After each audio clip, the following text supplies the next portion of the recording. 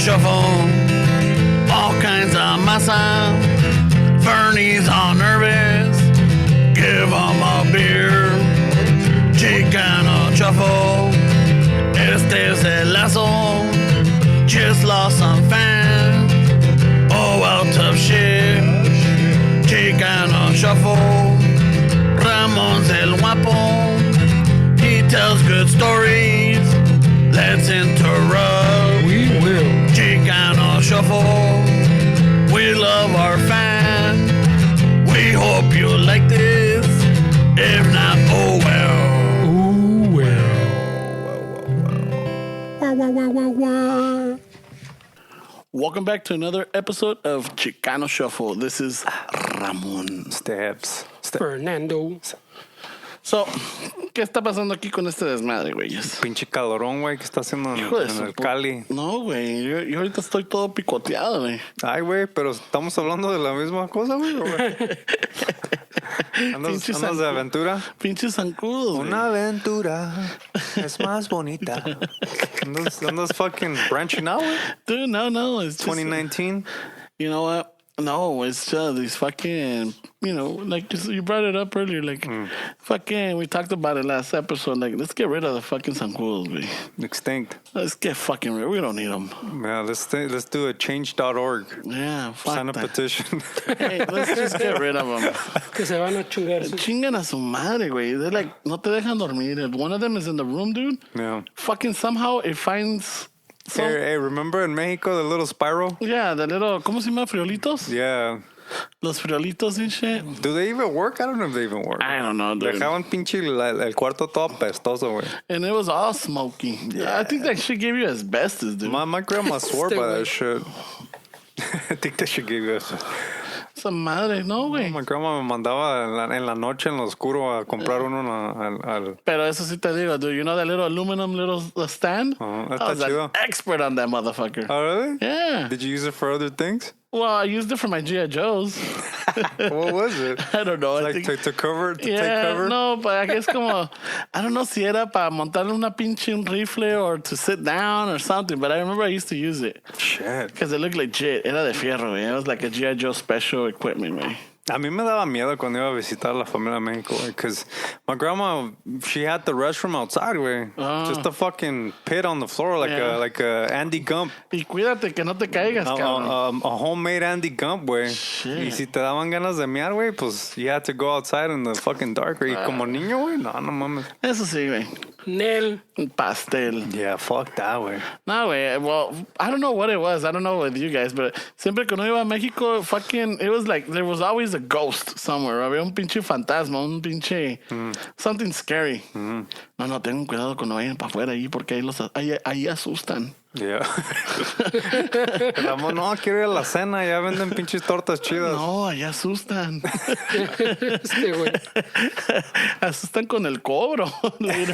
Eso sí, pues los cenas were legit, though. Like Yeah. the ones that would sell food in the houses. Yeah, the senadurías. Yeah, güey, those are legit, güey. Fuck yeah, dude. And you felt at home because ahí estaba toda la familia, fucking te servía y todo. Y era cuando you didn't have to worry about fucking secuestro, none of that shit, güey. Ni que se lavaran las manos, güey. Todo sabía bueno. Nah, pues así, güey. Yeah, fuck it. La otra vez le grité a una pinche señora, güey, in the Northgate. I went to go fucking take my dad to buy his mandado. Uh-huh. And this lady, she was like those older ladies with like a lot of surgery, kind of bougie. Y like in the face, where she had like those duck lips and all that shit. Okay. Y la cabrona, she was eating a bag of Lay's, like really loud, like a big ass bag. She was like walking around with a bag of Lay's. Yeah. And then we were in the food area, and I was ordering stuff for my dad. And then she was like chewing all loud and shit. And she was like, "Hey, pues ese muchacho ni siquiera se lavó las manos. Ahí estaba agarrando el dinero." And then I was like, ¿qué le tiene miedo a la bacteria, señora? Por eso es que se enferma cada rato. Le dije, una tierrita no le va a hacer daño. Y no le gustó, güey. She thought I was going to take her side and fucking protest. ¿A poco? Nah. Yeah, she got all pissed, güey. No. Yo del pinche Northgate, fucking, I love that place, dude. I mean, no nos pagan, no nos da nada, güey, but fuck, dude. I wish it was closer. Yeah? Yeah. El Northgate? Yeah. I thought you went all the time anyways, güey. No, I still go. But I mean, if it was closer, de ahí no salía, güey. Yo creo que I wouldn't even get a part-time, but I think I would like help him out, you know? Yeah. A ver, hazte para allá, Rodolfo, yo te ayudo. A ver, ¿qué se va a llevar, señor? Nah, güey, llega un señor como mi papá de delicado, güey, no te va a gustar, güey. Agarra pinche, como, no sé, güey, pinche caldo, güey, y les dice que no quiere caldo, güey. Like, como pinche birria or something, güey. Like, hoy agarró pinches carnitas con nopales, pero tenía un chingo de jugo. And he makes them go to the back to get that fucking, that spoon that drips all the fucking water out. Y que no quiere nada de pinche de agua, güey. Y luego, todos los lunes le compro un pollo. Y I'm fucking there, güey. Like right now, güey, I was over there. And I'm fucking, se lo despedazo, güey. So I leave him like a fucking little kid, güey. Yeah. Y so hoy le dije, apá, es algo bien delicado, que la pobre señora, güey. Le dije, ¿le vas a pedir un pinche pollo sin el cuero, güey? ¿O qué pedo? Quiero un pollo sin hueso. Yeah, Quítale todo el hueso. Because I saw that the lady was getting a little frustrated, so I started making a joke because she sees que I know that he's a pain in the ass. You got her back. Yeah, so she started laughing, and then she was really cool about it. Pero le digo, no, güey, ¿quieres un pinche pollo que le quite todo el cuero? ¿Qué pedo? Me saliste bien delicado, le digo, güey. Fucking shit, dude. Yeah, pero ahí con niño, güey. And, you know, I bought those fucking, like, those latex gloves, güey, para despedazar el pinche cosas. Fucking days duraba el pinche the smell of chicken, güey. No mames, güey. Otro delicado. Nah, I don't like that shit, güey. Like, I smell like chicken. Nah, fuck that. Like, when you fucking eat a burger before the show, you leave the mic smelling like burgers, eran güey. tacos, güey. Nah, fuck that. Eran You tacos. get a jumbo jack. Oh, yeah, I do get the jumbo jack. Te haces pendejo, güey. I do get the jumbo Ya, jack. te haces pendejo, cabrón. Pues ayer fue cumpleaños de Don Chano, güey. Oh, ¿ayer era? Ayer fue, Oh, shit, 70? 70, the big 7-0. Fuck, güey, no mames. Yeah, he fucking... How does he feel? He feels like he's 50. Yeah. I don't know. ¿Te dice? No,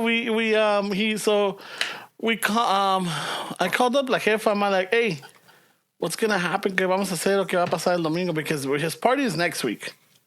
You know, so they're doing like 3-in-1 because it's we're gonna celebrate his birthday, which was yesterday on Sunday, and then we're gonna celebrate their wedding anniversary, which happens to be on the 15th of June. 44 años de casados. Wow, güey. And then Father's Day. Yeah. You know what? You're one of the only friends that I have that their parents are still together with. Yeah? Yeah, you're the only friend that I have that the parents are still together. Oh, fucking. That's an accomplishment, güey. Oh, se lo debemos todo a Doña Meche porque ella es la angelita, güey. Ella la ha aguantado. She took a lot of shit from her dad. Fuck, she still does. Oh, no, not now. Now ella se defiende. But, you know, my dad is a special person to live with. I guess, you know, our dads are. I mean, your dad's a special person to live with. Oh, my dad's, he's pretty complicated, güey. You know, so, Se hacen como bien delicados, güey. I don't know. So check this out. So fucking, I call my jefa up. I'm like, oiga, ma, ¿qué va a pasar? ¿Qué vamos a hacer a Don Chano? Que la chingada. Oh, pues, que quiere ir al Golden Corral. Oh, no quiere nada el don. I'm like, He knows that it's like a 2-hour wait, no? dude, I didn't know this. I'm like, I didn't even know there was a Golden Corral nearby. There's one in Downey. Yeah. Oh, there's one in Downey? Yeah. Shit. So le hace mi mamá, sí, aquí hay uno aquí en Downey. En la de Lakewood.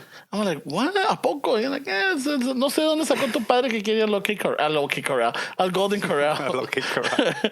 I'm like, pues, ¿a qué horas? Well, we want to be there around 2. On Sunday? Yeah. Oh, dude, you guys, it's Father's Day, güey. Oh, no, it wasn't Father's Day. Father's Day is next week, isn't it? I thought you were talking about this Sunday that you guys wanted to go. No, we went yesterday. Oh, okay. Yeah. We went yesterday. So she's all like, a las dos. I'm like, fuck. All right, I'll see what I can do. Because at the same time, I had my landscaper, Don Jimenez, redoing the dirt in the back. Because con las lluvias and everything, that GC the composite dirt or whatever, pues se barrió and luego se miraba the black little tarp already. So I'm all like, you know, fucking... Oh, shit. Also, so you guys know, we're doing a live call. Who's calling? I don't know. Do you know who it is? Nope, we'll find out right now, güey. Hello, this is Chicano Shuffle. Who are we speaking to? Who this is? Who this is? Who that? Who that? This is Dave from the West Side. Right away, we should have known. We should have placed the bets. We should have placed bets. We're like, Dave, who's going to be our first caller? Ah, this is cool, man. We're going to like, all right. So like, we're like, it's going to be Dave. Dave, can you hear us? Yeah, I can hear you fine. Oh, shit. shit, Damn, dude. Fernie, Oh, shut down, yes. bro. Pinche Inspector Gadget over here fucking got it going. Thanks to It took a little AliExpress. work. Thanks I to know, dude. AliExpress, we got right before 8:30, right before we started recording, we were like still struggling to try to get this thing to get hooked up. Well, let's explain what did you explain the number of the situation of the for the Patreons? Oh yes, okay, no, I didn't. Yeah. I'll explain it. Thank you, Dave, for supporting us, man. We're trying to give more content to you guys. I know we've been lagging, man. So this is something A that webo. this this is something that we've been talking about for months, dude, and we finally launched, man. So Yeah, I think part of it Right. was we were trying to get 10 sponsors, 10 Patreon sponsors, and I guess that Yeah. was going to be one of the perks, you know. yeah. Like subscribe, help us out, and then whenever we do the live feeds or we do like a live call in, Yeah. you could we'll send you the number, and then you just call in during the taping of the podcast, Yeah. and that's Yeah, where you fall in. it works. So what's up, dude? How's the weather on the west side, dude? The Mexicans out here are fucking hurting, bro. Jeez, we're baked beans out over here, man. Yeah, I doubt it, dude. You're by the beach, dude. He's got a nice breeze. Well, not really. I'm still inland a little bit. All right. So 5 minutes. Or so. you're the Is he still upset? I don't know. He sounds fucking pissed. Dude.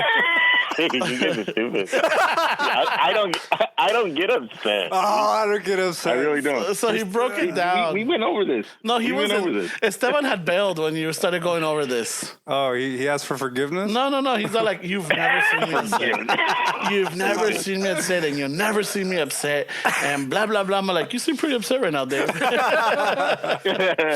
that before or after Irk you're is slapping different. cards? Oh, my God. Yeah, I know. So last week was fun, Dave. Thank you for coming out. Thank you for, being there and helping us out and shit. The road manager. I know.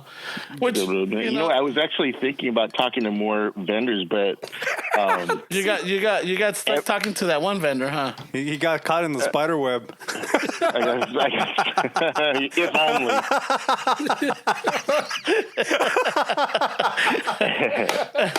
But no, there was actually some people that asked what time they should. So they wanted like specific times. Oh yeah. Yeah, we don't So work on which specific I really times. couldn't. Yeah, I really couldn't give them that.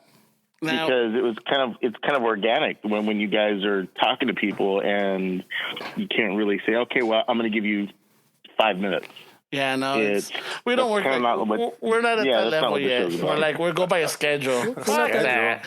Not that organized. Yeah, we're supposed to actually meet up at 7:30, start recording. We don't start recording until like almost 9 Yeah. and shit. But usually it's just But catching. that up was and my doing fault. shit. That was my fault, though. Nah. We already established that was my No, fault. that's your Stockholm syndrome talking, dude. Don't let Ramon fucking. Yeah. Hey, don't fucking Manipulate start your that emotions. shit. He wanted Dave. he wanted to recreate the magic from the last burrito. Dave, you have your own fucking emotions, dude. Don't let this guy fucking get into your head, dude. Don't feel like a victim, dude. Stop fucking putting You know, shit in his He head. sounds like he has Stockholm syndrome. Way. It's fucked It's up. my fault. It was my fault. You know, it's funny when I was going through the photos. That photo that I sent when he had that Angry look? constipated look on his face that I sent you guys. Yeah, That was before the burrito. I was And- already upset. Oh, he did Yeah, put. you were He hungry right did then. put some pictures. We're Yeah. we're drinking the leftover beers that Yeah, were from- left over from- from that day. From that day, The Newcastle's. Yeah. Oh, wow. we're having them right now. Fernie's all like, I got some little treats for you guys. These sopas. Está calientito, güey. Yeah. They're going down good. Man, Dave's the first caller, dude. I know. Fuck, Dave. Really, I kind of gave it a few minutes, too, just to... Try to give a chance to Just people. imagine it. Like if you would have called at 8:30, we were still fucking around with this thing. Yeah, no, We got to finish up right before 8:30. Yeah. No. Yeah. It was Oh, like, okay. So we were just like, okay, so let's start the show It's already. because I had it all ready, güey, and then falló, güey. Yeah, I think there's technical difficulties, but leave it to Fernie, fucking Inspector Gadget. He routed it from the phone, went through the laptop, and then from the laptop it comes out the output, and it goes through the cords, and then into the fucking mixer, and it's like holy shit, So how does my voice sound over? You sound pretty your headphones sexy, right dude. now? Yeah, You sound as dick as ever. Oh, Like, wow. Okay. on like cochis. Tell us a story that we would read like in Reader's Digest or something. Reader's Digest. No, you mean like penthouse? Like Penthouse letters. Dear penthouse. Oh. It was last summer. I'm gonna mute Dave. This is getting Yeah. A little dicey. Let's talk about single life, dude. How's the single life treating you? Single life's great. Yeah. I am. Yeah, and I actually don't consider It's myself a weird episode now. single because You're not single single? would imply that That you're ready to mingle?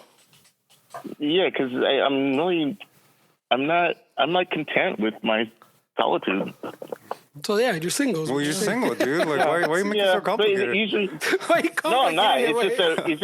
It's just that when people hear single, they have that stereotype of, oh, okay, so you're out there, which I'm not. What's that, that new term that they use for Party of one? How's the party of one life treating you? For the dudes that can't get laid with? Oh, it's great.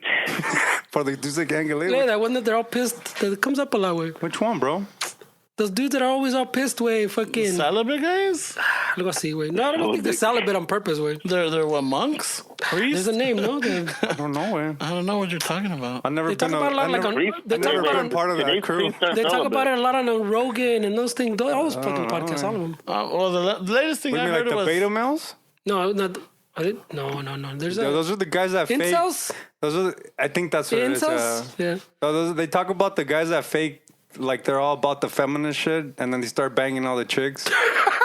Yeah. That's a step. Yeah, no, that's not me, dude. I don't front like that. They put fake fucking accounts on like Tinder, and they put like, oh yeah, men are assholes, and then they're fucking going on dates with them. Like, what's up, man? yeah. See, look.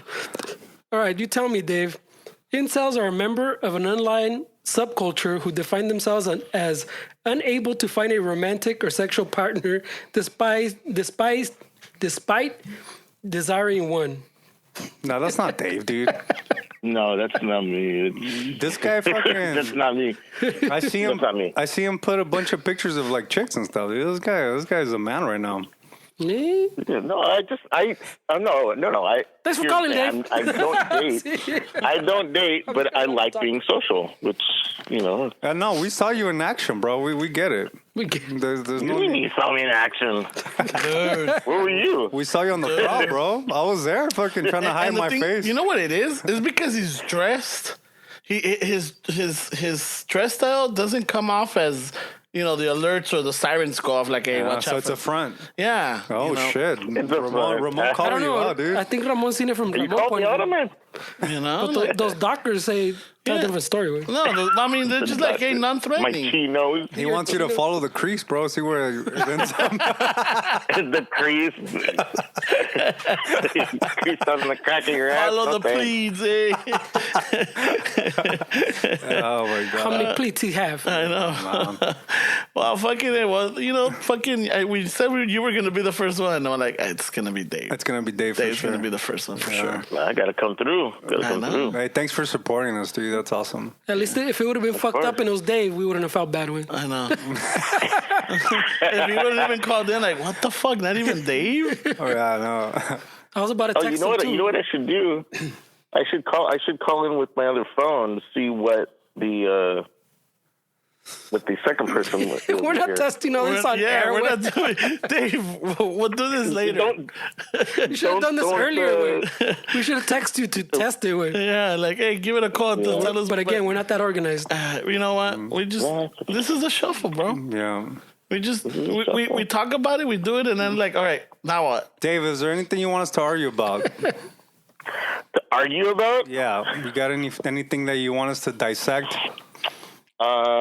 Let's see. 'Cause apparently, people like when we argue, dude. Like all these my appearances God, they love it. that we do. We get all these listeners Yeah. like, dude, it's fucking awesome. Like when you guys go at it, like, Like, fuck, oh, wait, no, no. Man, all I got was shit that everybody's feeling fucking culés. Why are you picking on me?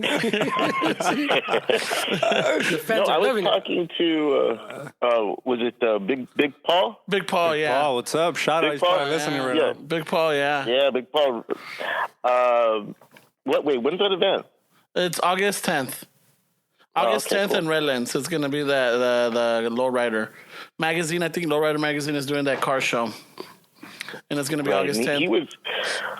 He was talking about how the three of, and I brought this up too, as far as the dynamic between all three of you, and how Ramon is very emotional, and Esteban is very. Well, thanks for calling, Dave. The id, ego, and the super ego. You guys are that trifecta where sometimes you guys agree, or sometimes you don't agree, or sometimes you kind of meet in the middle. But the dialogue is there, and I think that's what people like. How's your Spanish after listening to us, dude? Is it getting better? What was it? He knows. He uses masa more. Does he? Yeah. Does he use it properly? My mom hates that. My mom hates the fact that I say masa now. Like, when you're gonna take a shit, you tell her what to I do. gotta go drop a masa. That's Ramon's influence. I never say that. Oh, as a matter of fact, Which of us has ever told your mom, hey, me voy a echar una masa? I've never said that. no, I always tell her, ahorita vengo, voy a escribir una canción. Dave is using it in the wrong place. Dave's I gonna know. tell his mom ratos with that. No, you guys have talked about the whole masa gate thing, where Ramon has actually bragged about the masas that I've dropped some mean masas, dude. Yeah. And we were at the yard back over on Expo.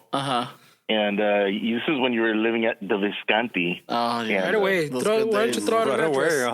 Those are the good days. Those were the good On days. 3rd Street, he says. Right there. And Bixel. Right. And you were contemplating whether or not to use the facilities on site or wait till you got home. You're so proper, dude. Use the facility. I know. Yeah. Well, anyway, He blushed. we kept talking in the parking He lot. blushed. Yeah, Esteban. I would date you if I was Anyway, a chick, dude. we were. I would. He's a nice guy. But that's okay. You're a nice You're guy, nice, dude. that's good. You're a nice guy. Maybe we have a listener out there that finds your voice as sexy as we do. Speak for yourself. I don't know, man. Yeah. All I right. don't know. So, all right. Anyway, so the facilities. getting back to the masa. There's no getting back. No.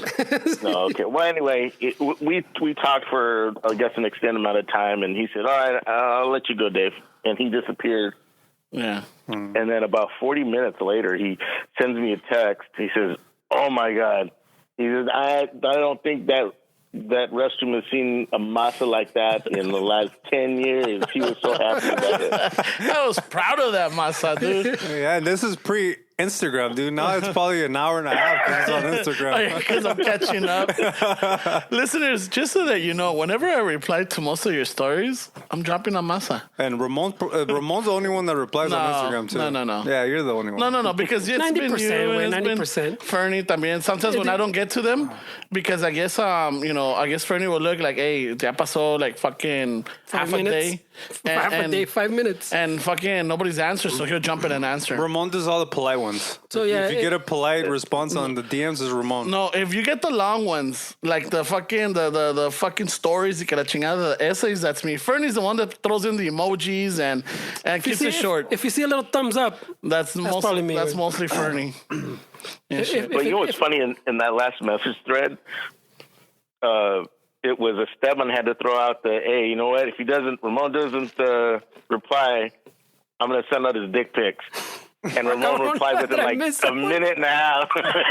Ramon, you got a dick pic out there, bro? No, it's the uncle with the stogie that Big Paul gave you. Yeah, but you got a dick pic out there? I'm sure there's some out there. Yeah, you sent dick pics? Back in the days, Oh, my yeah. God. God damn, bro, you're savage. Dude. Did you figure out the angle so it could be a Oh, little yeah. bit more? I had the dangle. Yeah, you had the dangle. You're that. fucking Yeah. Mexican, bro. We know how much you're packing. That's why you had to get the lighting right, way. You know, like the angle, like, you don't know? Oh my God, man. You know, but yeah, fucking, there's a dick pic out there or two.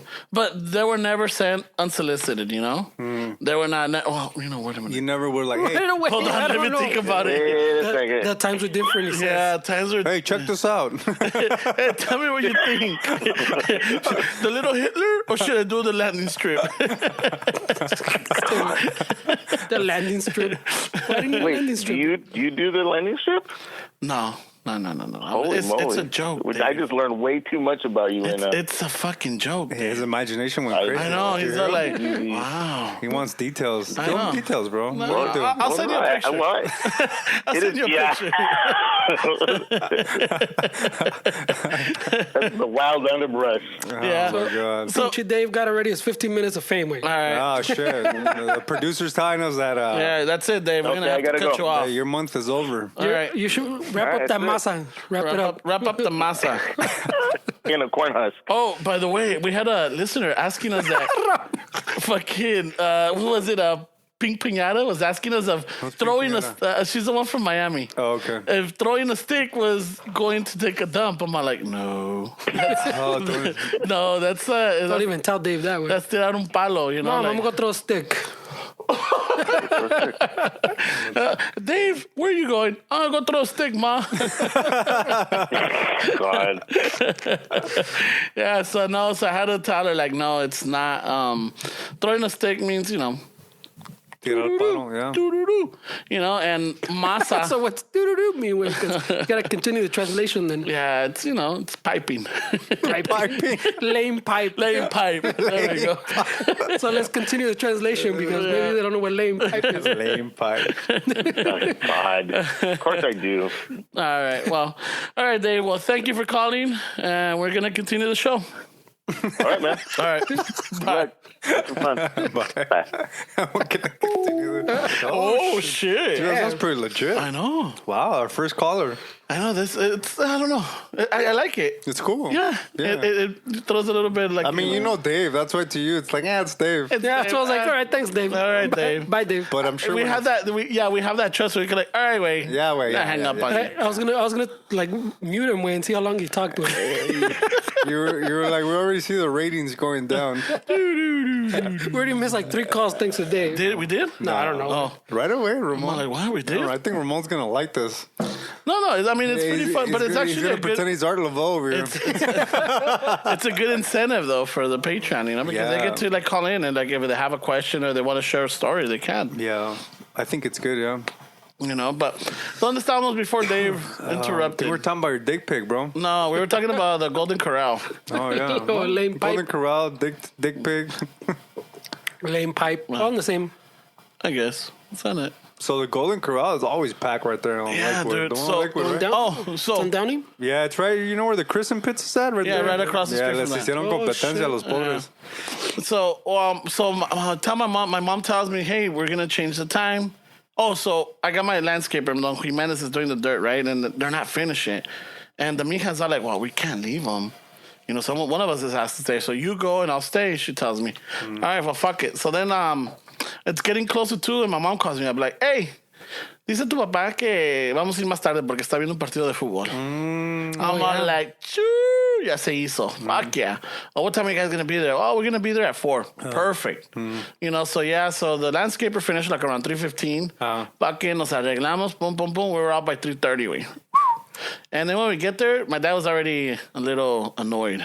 Why? Dude, that fucking line is no joke. Well, see, where it's a Golden Corral, way. Dude, it's like everybody, and you know what's funny? Because I was thinking about it. Because when you come in, it's like they have like little corrals for people. Like, you know, it's like if it was like a Golden turnstile. Corral.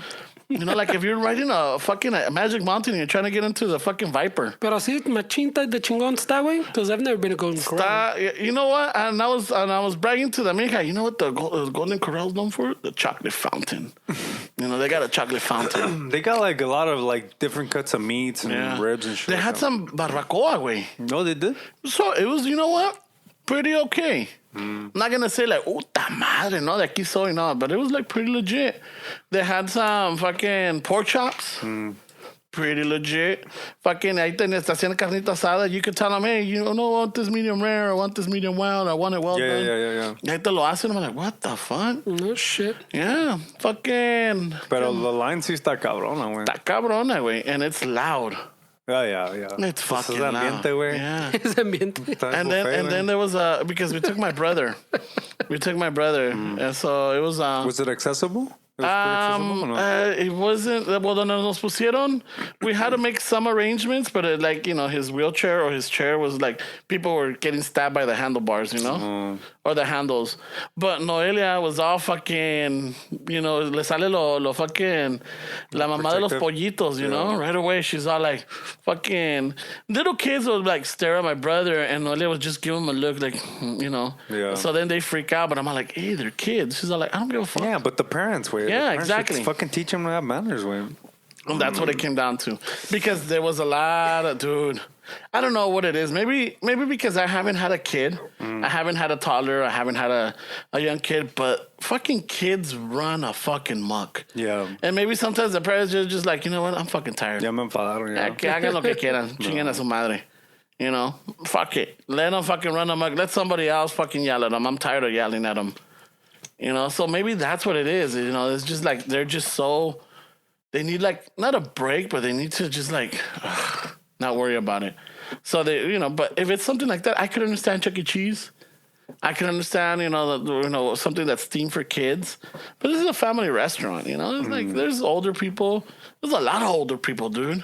At the Golden Corral. Fuck yeah. Buffet, güey. Old people love buffets. Yeah, el hometown se pone igual, güey. Well, like, what the fuck? Yeah, but esos chiquillos sometimes are out of control, way. Yeah. Yeah, is it me or did Dave's call make the fucking whole garage hotter, güey? I don't know. It's a little warm. No. It was pretty fresh earlier, güey. Yeah, but we had the thing open, but los pinches zancudos started fucking coming at me, dude. That's because you were over there in the fucking golf course when you just told me to step out a little bit, güey. So estuvo chingón. I mean, the food is all right. It's 2-3. I'm not going to say it's like, fuck yeah, I got to go It's not the Vegas buffet? No.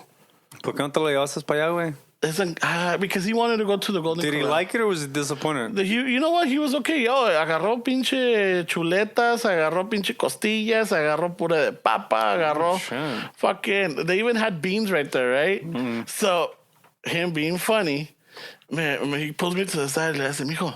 I'm like, ¿qué pasó, pa? And he points. He's like, oye, ¿qué son esos? I'm like, son frijoles, papá. And he starts laughing. Like, No eran frijoles, pendejo. no, they were. But haciéndose como que no sabe lo que son, you know? Yeah, because like, he has fucking prime rib. yeah, he has all this. Ribeye. Oye, ¿y qué son esos? He has ribeye. Son frijoles, papá. He starts laughing. I'm like, ¿Se llevó el chile en la bolsita o no? yeah, he did. Oh, he did? Yeah, he did. He doesn't go nowhere without his little I forget, chilito, man. man. Doesn't fuck around. Yeah, he's pretty hardcore. So that was fun. So That's a cool way to spend time with the fams. Like yeah, that. so next week is donde se arma la pachanga, güey. Fucking, we're gonna have to. Le dije que les invité. He's like, oh yeah, pues sí, que se vengan. Dile Esteban que se venga. I'm like, all right. Oh. Yeah, you fucking. Lo que eres tú y el Bam Bam, fuck, he fucking loves you guys. I used to talk to your dad a lot when we were younger. Yeah. Yeah, nos pasábamos platicando un chingo, güey. And then he was always like, oh, ponte me, because he had like those vests. Does he still have them? Yeah, los Like the chalecos leather with ones, the, like the Ultimate Warrior fucking ruffles. the or whatever. tassels. Yeah, the tassels. Yeah. And he would make them wear them. Te ves chingón, te ves chingón. Y tú, sí, de obediente. He's cool, way. Yeah, because you know what? When I was younger, way, and I started getting tattoos and stuff. See, como que sí, I felt a little bit like I needed to be more respectful when I was around older people. And I feel like your dad never really judged me for that way. Because there was times where I would go to people's homes and shit. Tattoos weren't that popular. Way. No. They were still kind of in that transition where they were still, from our parents' generation, they were still looked at like gang members and que estás valiendo pito, güey. You know what it is, though? And you were a prime example. En el sentido de que ya ves que la gente luego juzga. Yeah. Sin conocerte. Yeah. And I guess you were that one person that he got to know. Yeah. That was all tatted up. Yeah, I know. You know? Yeah. Y dice, no, ese pinche está, qué bien me cae ese cabrón. But he never looked at me like, or asked me like, hey, ¿por qué te haces eso? Like, Oh, he never did? never, way. He always was just talking to me like I'm just some kid, way, Really? Like he never. I'm surprised. I can't remember him ever putting me on the spot like, ¿por qué te dices tantos tatuajes? ¿Qué tanto pinche tinta Nunca, tienes? güey. ¿No? Nunca me dijo nada, güey. Yeah. So I always felt comfortable like being around your parents because they never really judged me like that way. And a lot of parents did, way. Oh, okay. Yeah. And that's one of the reasons, to be honest with you, that I try to like kind of like educate myself a little bit more, like be a little bit more like well versed and shit, because I dealt with that like in the beginning where I didn't like people judging me like that. So I felt, okay, if I don't want that, then I need to kind of work on myself and not be that stereotypical fucking tattoo dude, you know? Yeah. So it took a long time for me to finally be like, okay, I feel comfortable around older people. Yeah, so I'm fucking surprised. I'm trying to be the first one to be talking shit. Nah, that's how much I know. I mean, I'm sure if I was his son, I'm sure it would be otro. Oh, yeah. Oh, imagínate que yo llegue. Yeah. Oh, chingues. You don't have tattoos on. None. Yeah. I'm a clean canvas, baby. Yeah, you don't need tattoos. Ya estoy pa. What you need is drugs. No, I don't need drugs. You need drugs, güey. I don't need drugs. Cuadrado. I don't need drugs. Cuadrado. No, but your dad was always really cool, güey. Cuadrilato. Yeah. El cuadrilato. El cuadrado. Ese mi lean. Hey, does, es cierto, le da lean machine, güey. Yeah. But that was accidental. What, the lean? Yeah. That was accidental. That was accidental. That was not on purpose. Ay, güey. I I needed to take my medicine. Normally, it would take like 2 or 3 hours to kick in. You know? Pero como... I don't know. He's so dramatic. No, it's just I'm hearing noises, but never mind. Which makes it more obvious. We're all hearing noises, güey, but we're just trying to be professional. All right. Ramon always makes it obvious, güey. So It's hard for fucking. him to hide it, güey. So I wasn't expecting that. He's very It was transparent. gonna hit me. He's very transparent. Chingues, You know, güey. like when we start the show, I didn't write anything, guys. So I don't know how this is going to end up. I don't know what's gonna This is happen. not going to be our best show, cool. Speak for yourself, buddy. You got it all right here. I was laughing at last week's episode where like I like that he laughs at himself. Güey. This guy sounds a short. Always saying that we were rough at the beginning. I was on point. I was like, fuck.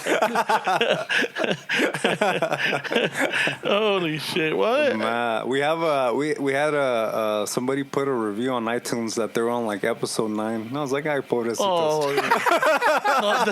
no saben. Pobrecitos. Oh, So they're done? yeah. They I checked mean, out? well, wait a minute. If they're at 9, it's like they're fucking still hanging in strong. Yeah, you think so? It's after the third one. The third. See, no llegan al cuarto because I think on the fourth one is when we started getting the sponsors, remember? Yeah. Yeah, no, we saved it to like number 5, I think. Was it 4 or 5? I can't believe we've been doing a podcast every week pretty much for 2 years, güey. That's pretty crazy. Vamos en septiembre vamos para 2, güey. It's pretty crazy, güey. You know, fuck. But and then sometimes I go to it, and then I have like there's some friends that listen to it, and they'll hit me up and like, hey, so I'm catching up, and I'm on the 30s or I'm in the 40s or whatever. I'm like, oh, those are good ones, you know. Those are the good ones. Yeah, I heard those last week. Yeah, those are pretty good. Those are pretty good, you know. And then I had a friend.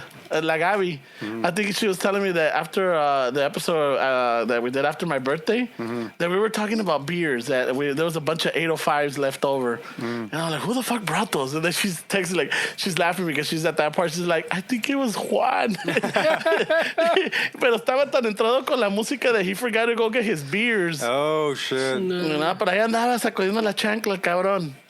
Yeah, I had the bass player from that band that I'm playing, and he sent me a Instagram story. And then yesterday when we were rehearsing, he kept singing, pero el güey decía, Chilango, Shuffle. And I was like, güey, es Chicano, güey, no mames. No. But he's Chilango. I know. So he just kind of put it so he can relate. I kept saying Chilango Shuffle. No, güey, te vas a robar la cartera, güey. Shout out to Richie. Richie. I've known that guy for almost 20 years, güey. I saw the post that you put. we played in the Spanish rock band ahí en el Ritmo Latino on Firestone and Garfield. Remember que ahí estaba un Ritmo Latino? Yes. Por donde está la Target.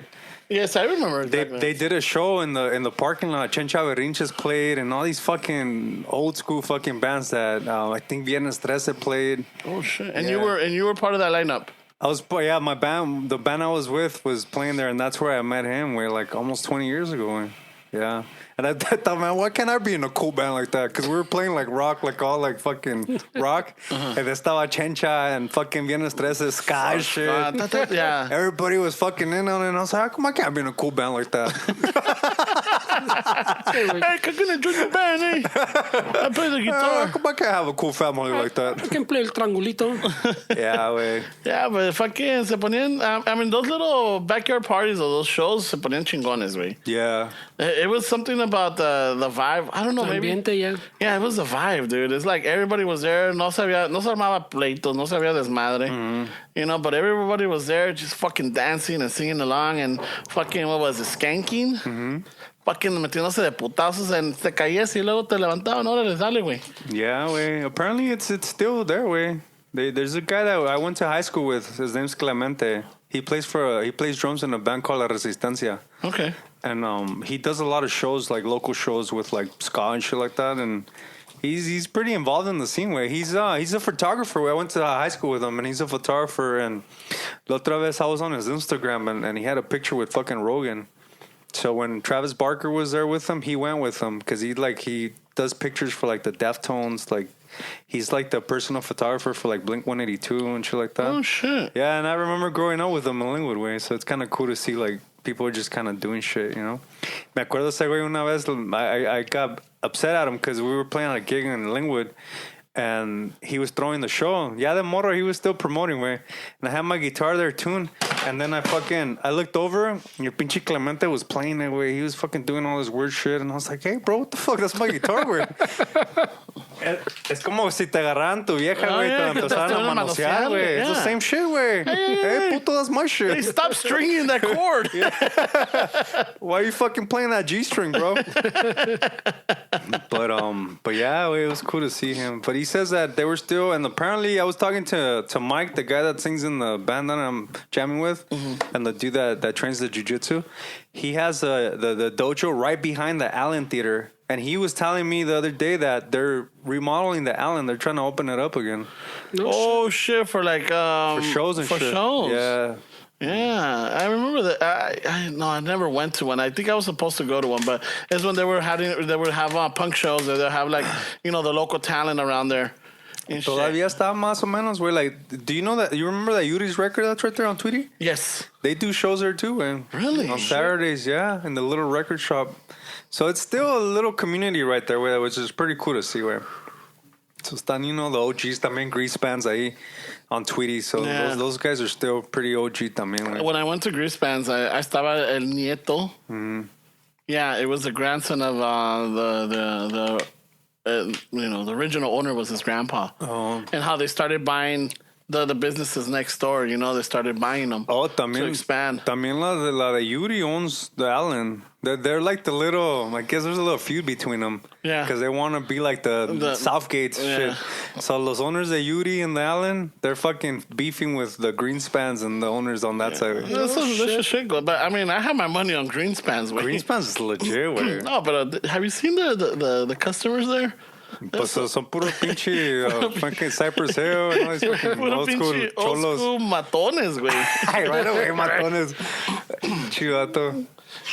That's where you go. No get judgment there, right? You go get your Pendletons. You go get your fucking. Yeah, it's a legit store where. Yeah. They have the fedoras, the nice fedoras. They have the wino shoes, the fucking the old school shoes. What was it? The Charlie Brown shirt. Charlie Brown shirts, yeah. I never wore one of those. No, my grandpa used to wear them. Yeah? I never wore them. I like the way they look, but I always thought I was going to get called out being from a neighborhood. I don't want that fucking pedo. I come in peace, way. No, okay. I went and I wanted to try one on, and I tried it on, but it hugs your eccentric curves too well. Do you have Pendletons or no? Not OG Pendletons, no. You look like the kind of dude that would rock Pendletons chingonas. Ahorita no, though. Fuck no. No, pero pues I'm saying like part of your style, güey. Yeah. I went to go get some, but estaban un poquitos cariñosas, and it was around Christmas time. I'm like, I gotta be smart with my money. Yeah, right they're now. pretty expensive, but they make for medium huskies, güey. Oh no, yeah, no, they had them. Some good size. They had them. They even had the fucking Ben Davis shirts, dude. Oh yeah. Yeah, and I was gonna get some, but I'm like, fuck, me voy a esperar. Me voy a esperar a que, que pasen las Navidades. I pay this, I pay that. And then next thing you know, we're saving up for the trip. It's like, fuck, all right, me voy a esperar. The other day I was fucking on our Instagram just going around and I saw Greenspans had a picture with some Japanese guy. This Japanese dude opened up a liquor store in Japón straight like South Central way. It looks like a fucking store in South Central. No fucking with the detail. Todos, güey, las chelas are imported, all the fucking, the fucking King Cobras, all that ghetto shit, güey. Y el güey tiene su liquor store in pinche Japan, güey. I know, right away. Right away. Tiene todo, güey. And I saw he even wanted to sell it. Like, tiene hasta tortillas, güey. Like, you know, I don't know if he makes tacos right there, but I saw some pictures of some tacos, güey. But if you see the storeway, it looks like a fucking South Central liquor store in Japan, way. You know, I've noticed that I guess in Japan they have the low riders, they have and then they have the greasers, and they have all that, right? They have that what would you call it, the Western influence. Mm-hmm. But they do their homework. They really get into it. Yeah. They don't just do it just to do it to be cool. They don't just do it to like fucking. No, they really fucking learn that culture. They learn that community. I don't think it's that way. I think, well, yeah, you're right. But I think it's just they're very like the Japanese people are attention to detail. Very meticulous. Yeah, very meticulous. Very fucking. They'll fucking study some shit. Like, did you ever see that documentary on Netflix about the little sushi spot in the train?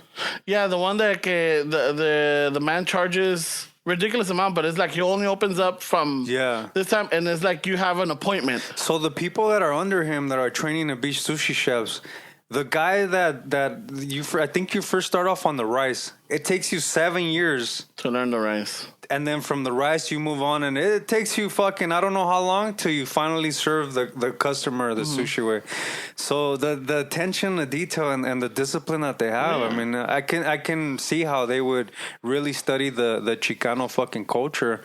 And then I was looking at, because I'm trying to see like markets of like, you know, because the kind of the music that we're playing it's a little bit like Black Sabbath kind of fucking Santana, very Chicano, but very flavorful with percussion and shit. So I'm trying to find markets out there to see where, and the Japanese market is really big on that way. And I was listening to a guy that has a Chicano record label in Japón, this Japanese guy, and he was saying how it's still a hard sell to a lot of Japanese, the Chicano culture, because they still associate Chicanos with gangs and with like nefarious activities and shit like that. So he's trying to, like, he got Chicano Batman out there a few times, so he's throwing big shows that promote like Chicano music. But he was saying how it's still a hard sell to some like hardcore like Japanese people because they think we're all a bunch of thugs and shit. Probably. I mean, no. I mean, good analysis, Will. No, it's probable that they might think that. But see, the thing is that you can't sell it to everybody because not everybody's interested in it. Yeah. You know, there's going to be a few select that are into that because I think they really study it. They really look into it. They go into depth. You know, they really go into depth, like what is the greaser culture? What is a Chicano culture? What is the lowrider culture? You know, because I remember I was listening to this podcast. I think it was Big Citrix, and he interviewed, I think it was Tony G. Mm-hmm. Tony G was part of the Rhodium mixtapes. Mm-hmm. And I think he started... The swap meet? Yeah. Like the Rhodium? Okay. They used to do the mixtapes. Mm-hmm. And I think the guy that started that was a Japanese man. I forgot his name. Mm-hmm. I forgot his name, but apparently he started up and he was like, you know, he was doing the hip-hop mixtapes, you know? Mm-hmm. Setting them up, and then con la ayuda de Tony G, and then there was another DJ. They were doing it, and they were promoting, they were selling them. Next thing you know, they're being... mentioned in rap songs, you know, they're being mentioned by Ice Cube or Ice-T. Who was the other one? It's the DJ Quick. Mm. They're being thrown in there, and then who was the other one? There ain't no future in your front. It's the fuck! I'm brain farting. I know some listeners will be like, "This guy, fucker, ¿Cómo te atreves?" But they really look into it. They don't just do it for the business. They really submerge themselves in this culture, and they believe it, and then they share it. Mm-hmm. You know, they share it with others, and they're willing to teach it also. Yeah. And that's what I've noticed in these documentaries. That's what I've noticed in these articles. That's what I've noticed in these podcasts, you know, or anything that you see, mm-hmm. is that they really go into it. And it's a select few. It's not for everybody. But the ones they're on, they keep it authentic. Mm-hmm. They're like, if they're going to get Cortez, they're going to get Cortez. And if they're going to get the fat laces, they're going to get the right fat laces, you know? Mm-hmm. If they're going to, if they want to make their shoes, you know, pop from the front, they're going to stuff a sock in it. You know, if they're wearing the baggy clothes, they're gonna put a fucking what is it? A thumb. What is it? The thumb pin. Yeah. In the back of the fucking Cortez. Yeah. To keep the pants from. I remember that. You know, Little things like that.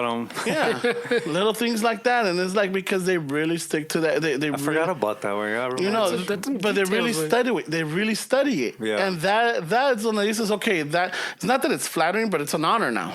Because I'm like, oh shit, you're really going to these lengths to this, to you know, yeah, they're paying homage. Exactly. Yeah, they're being respectful about. They're appreciating the culture. And if you meet through the tattoo community, I met a lot of guys that came from Japan, and they're really fucking like very like, oh my god, like this is awesome. Like they love LA way. Even one guy was telling me like, if anybody goes to Japón and they open up burritos way.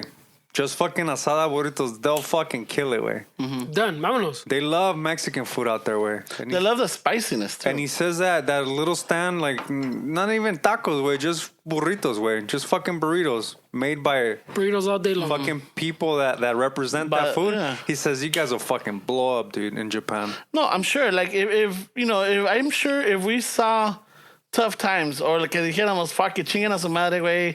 You know, we got nothing to lose. El Trump ya va a ser presidente forever. Vámonos. Vámonos right away. Vámonos a Japón, cabrones. Ay, güey, a Japón. And we'll bring the culture over there, you know? I was younger Manny. We'll bring it. Bro. Fucking. That would have been a good. I'm a little more locked down. That would have been a good business venture, right? Yeah, but ahorita it's like us. It's like How awesome would that be, though, way? De compa los tres, way. Let's go to Japan, start a business, way. Fucking Doña Meche, your mom, pero puro burrito, way. And your grandma. No, that's what I'm saying. You don't we'll get with your mom's recipes, my mom's, and your grandma's. You're getting too far. Puros burritos, way. I know, pero hay que sazonar la pinche carne. Hay que hacer el arroz bien. Hay que hacer los frijoles bien. But that's true. Yeah, but you don't need a bunch of recipes, way. No, wow. You know, something simple. You need a breakfast burrito, a lunch burrito. Yeah. That's it. Like in and out way. There's no need to have a colossal burrito. None of that shit. No fucking atoles and no fucking. Nomás hay de tres carnes, cabrones. He told me where he's like, hay de asada, de pollo y fucking pastor. Al pastor. Yeah, they love that shit. They love Mexican food. Yeah, simple way. You're getting too far. And then when we do see the paisas over there, hey. ¿Quieren tacos de cabecita? ¿Cuál paisas, güey? There's paisas businessmen out there. I'm sure there is. Yeah, right? cuando llegan, like, ¿cómo están mis Chicano shuffles? Hey, ven, chécale, güey. ¿Quieres unos taquitos de tripa, güey? Eso sí que I think it's hard to get beef out there, güey. Yeah. It's a little expensive, I think, to get beef in Japan. So, but there's little things that you can fucking figure out. But he told me. Yeah, but you're a specialty, so he people told are going to expect to pay a little more. He told me that, hey, wait, anybody that goes out there will fucking blow up in Japan. We'll get some carne asada overnighted from Vallartas. Fuck.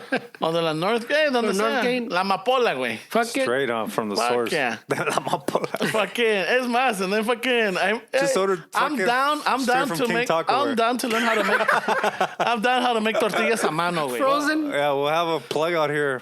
Hey, wait, frozen. Get us fucking 20. No, fuck, we need more. 2 cases of burritos, güey. From fucking, freeze those burritos from King Taco and send them to Japan ASAP. No, from La Troca, güey, que se pone ahí, They need to go in the fucking micro ASAP. Pinches huevones. We'll buy those Ramona burritos. No, but to make it look good, we have to steam them.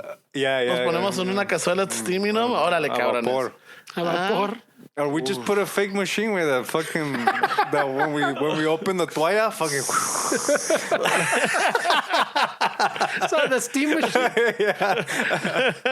El Ramón bien sudado, güey. It's fake steam. They won't know, spray them with a fucking bottle de abajo también. Every week we just continue to make the same burrito, way, and then ya que se vea poco funky, you throw it away. And then you swap it, güey. That's bad business right there, man. Come on, man. We gotta keep it legit. No tranza. I know.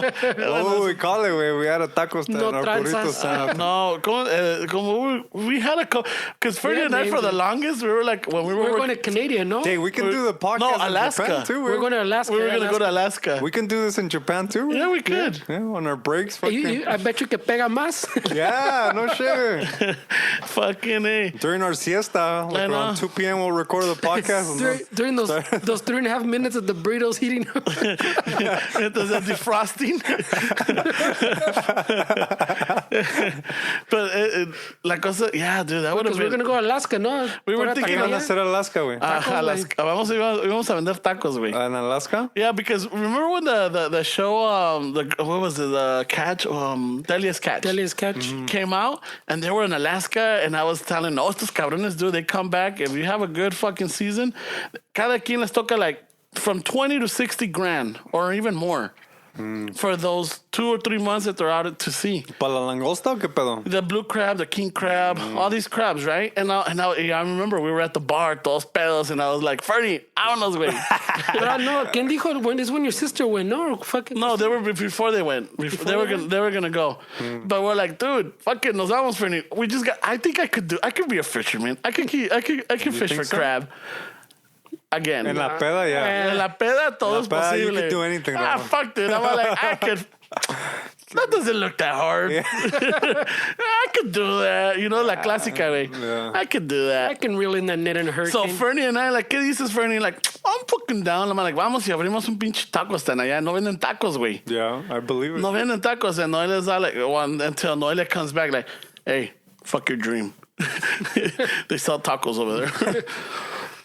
We had some plans. I think we had something for Canada too. Didn't Yeah. we? Oh, Didn't yeah? we met someone at a bar or something that said, "Oh, ya no tenemos. Yeah. There's no tacos, bro." And Fernie and I are like, vámonos. Montreal. I don't know what the fuck it was. Quebec. I don't know what it was. Yeah, one of those fucking. Está frío, güey. Yeah, but fuck it, eh? Yeah. Con un pinche suétercito y luego with the steam. No, but then Esteban, we need 3 cases of burritos. but then and then fucking Fernie and I'm like, wow, you know what? Why don't we got to do a trial run? A ver si nos va a salir. Let's open up a taco shop in Palisades because now we have. Nomás las lunch trucks, but no, it was not a stand. Like, fuck it, le ponemos. Maybe because the rent's like 10 grand. I know. Le ponemos en 10 donde. grand a month Yeah. for a little spot. En our taco shop iba a ser el ta cabrón, ¿no? El tacabrón. I thought that was In the the Alaska one. Palisades? güey. El ta cabrón. El yeah. tacabrón. Palisades? Yeah. And then Fernie and I like, fuck it, a los pinches güeros les cobramos, fucking $2-3 a taco, pero cuando vengan los paisas, we give them the paisa special. Aquí está el platillo. 2 for 1, cabrón. No, digas nada, puto. 5 varos con tus frijolitos, No 4 digas tacos. nada, cabrón. ¿Eh? Y like, I was like, come on, no. And like, we were fucking hook them up. Y a los güeros, órale, se las dejamos caer, güey. That was, I don't know where the fuck. A los paisas de la pinche ensalada de nopal. Y a los Trademark güeros, pending, el tacabrón. a los güeros Está cabrón, es yeah. cactus salad. Yeah. Double the price. Now we need a shirt that says el tacabrón. El ta cabrón. Tacos made fresh. But then, so. And then we'll have a bakery next door. Taca fel virote. Taca fel What's gonna be next door? Ahí mismo, güey. Pregunte por Esteban, él le da el cafecito de olla chingón. Él te da el pinche el piloncillo. Y dígale que lo quiere picado. ¿Qué, maestro? No, el café. Hey, whoa, con whoa, piquete. Pero son japoneses, güey. They don't know what you're talking about, güey. Oh, no. Oh, no, but this will be for the paisas. Oh, the paisas. Yeah. güey. He said In we have a Japan. secret menu Yeah, for we'll have the the secret paisas menu in for the paisas. The paisas in Japan are probably a different kind of paisas. Yeah, we're still güey. talking about Palisades. güey. Oh, Palisades, okay. We're not in Japan yet. okay. We still haven't expanded the business. There happens to be during the day a lot of paisas in Palisades. güey. A lot of landscapers. Oh, that's true, güey. And chingo of construction A workers, lot, yeah. landscapers. Landscapers, true. Las plumbers. nannies. Yeah, las nannies. Oh, yeah. Yeah. Fucking, so, había un chingo de raza. You think it's a white neighborhood, but everywhere you went, fucking había paisas. Well, it is a white neighborhood, but raza works in those neighborhoods. We maintain that neighborhood. Yeah, that's true, güey. That gardening shit is a tough fucking gig, güey. No mames, güey. Pobrecitos, ayer mis jardineros les di agua, les compré pizza. They should go work for the city, where they make like 70 or 80 grand a year, güey. Pues right here, where we're at, way like the company maintains, I guess, the complex. Wait, fucking they have big ass nice trucks. They haven't cobrar machín, way. I don't know cuánto le Air cobran. conditioned.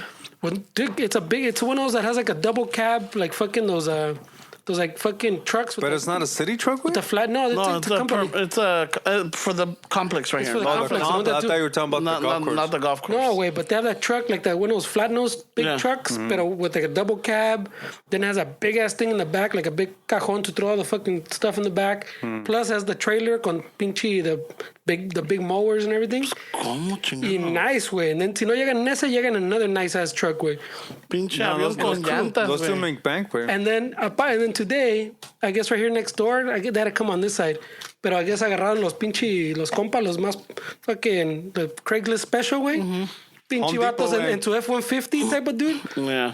Y fucking desmadre, güey. You can see like the difference between estos güeyes cobran un chingo. They keep everything clean. The roadways pasas no hay pedo. Ponen sus conos. Estos güeyes, you could barely get a Corolla through the desmadre que tenían en la entrada, güey. Shit. And then they took a lunch for like 2 hours y ahí estaba el desmadre, güey. Ah, bueno. Güey, hablando de esa madre aquí en el 605, güey, en los 60 encontraron un pinche body, güey. Yeah, the freeway was shut down. Yeah, it was. missed that. When I was coming over, it was still. They were still right there investigating, güey. ¿Cuándo fue eso, güey? Hoy en la mañana. Oh, shit. They reported him or her. I don't even know, him or her, at 9 in the morning, güey. So. Ahí está, güey. Oh, by then I already passed by, güey. Está ahí in like if you're going east, when you get on the 605, ahí in the on-ramp, güey, ahí está in like that ditch right there. In the middle, the little divider Ahí, yeah, you know, it gets like a little grass area right there. Yeah. Oh, shit. No telling you what happened, güey. But last week, hubo también un guy that barricaded himself by the 10 freeway. And they shut it down, and then like he went in and he had the people hostage, and then he fucking se agarró balazos también and burned down the house y todo desmadre. It was a desmadre, güey. But Yeah. did you guys see a couple weeks ago that chick in the fucking motorhome? That high-speed chase? The motorhome on the Oh, yeah. Prius. No, motorhome. No, there's a motorhome. Dick, that fucking The motorhome. Prius is when you say with the dude Yeah, shooting out the the shooting window. back at the window. Oh, no, I say we robbed a liquor store ahí en And pinche Cudahy. Downey. In Cudahy or Downey? Downey. Pero no, esta morra was driving a fucking motorhome, güey. Parecía de la película, güey. It was missing almost half of the fucking motorhome was saw the gone, picture, güey. güey. You see that shit? I saw the picture. I didn't see the video. Dude, that shit was fucking dangerous, güey. Y tenía dos pinches pobres perritos that jumped off, güey.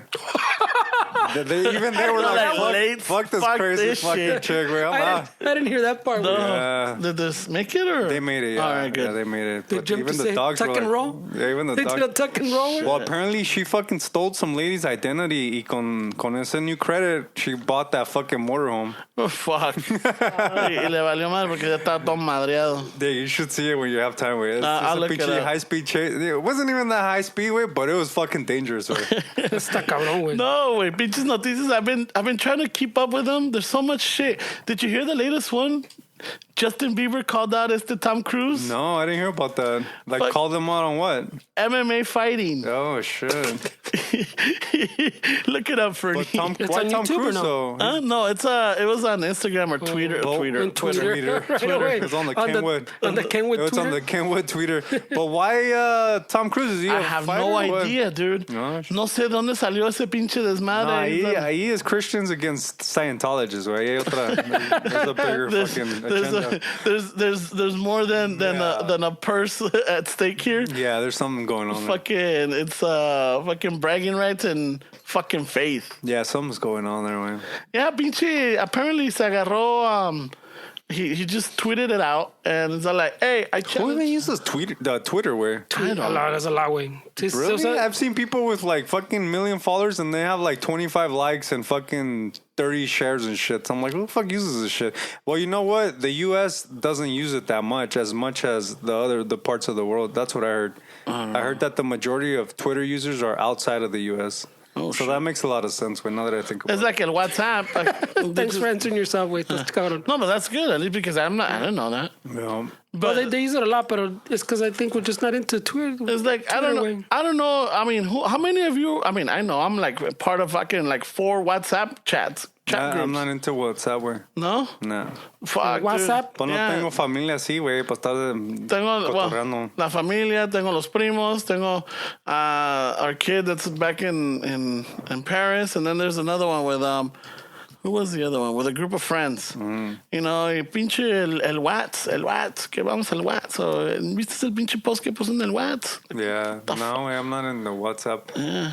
Fucking rarely. I need to do more. I need to really start getting back into the Facebook because we do have the page and I'm not keeping up with it. I'm sure most of those guys are on Instagram. I try to convince your sister to go on Instagram and not get it for some reason. No quiere la cabrona. I'm like, hey, what's up, going El on? Instagram también dicen que it's already taking a downturn, güey. So who's gonna take over? That's a good question. I think we're behind the times. There TikTok, must be something. TikTok. TikTok? I don't know. I've heard of it. I haven't. Vamos a tener que hacer pinches videos cantando, güey. Nah, mis huevos. I mean, because people aren't liking all the fucking the algorithm and On that Instagram? they're putting more ads now. Like every third, fourth fuck post yeah, is an ad, dude. or not. They don't call it an Sponsored. ad. Sponsored Yeah. post. I keep getting that. I'm like, what the fuck? I'm tired of these. Yeah, they've been injecting more and more and more. But you know what I said? También hay unos que me estaban también ya enfadando. I'm like, I'm gonna stop following these people. There's a couple of them, like they're like I'm just gonna throw these out. I'm not even know, but like uno que se llama Mexican comedy, or like, you know, these pages where they do all these things. And una de esas, like they'll put like fucking like who do you think would look sexy in this? Y que la chingada está la morra toda. Like, I got nothing against it, but it's like, what am I gonna do? Those are the guys that were trying to jock our Andy Reese fucking tacos one way. Oh yeah, we got jacked. Yeah, people took that and started fucking You trimming. put that one up. Yeah, but people started fucking trimming it and doing all this shit. Yeah, they trimmed out the shuffle on the bottom. That's to be expected, güey.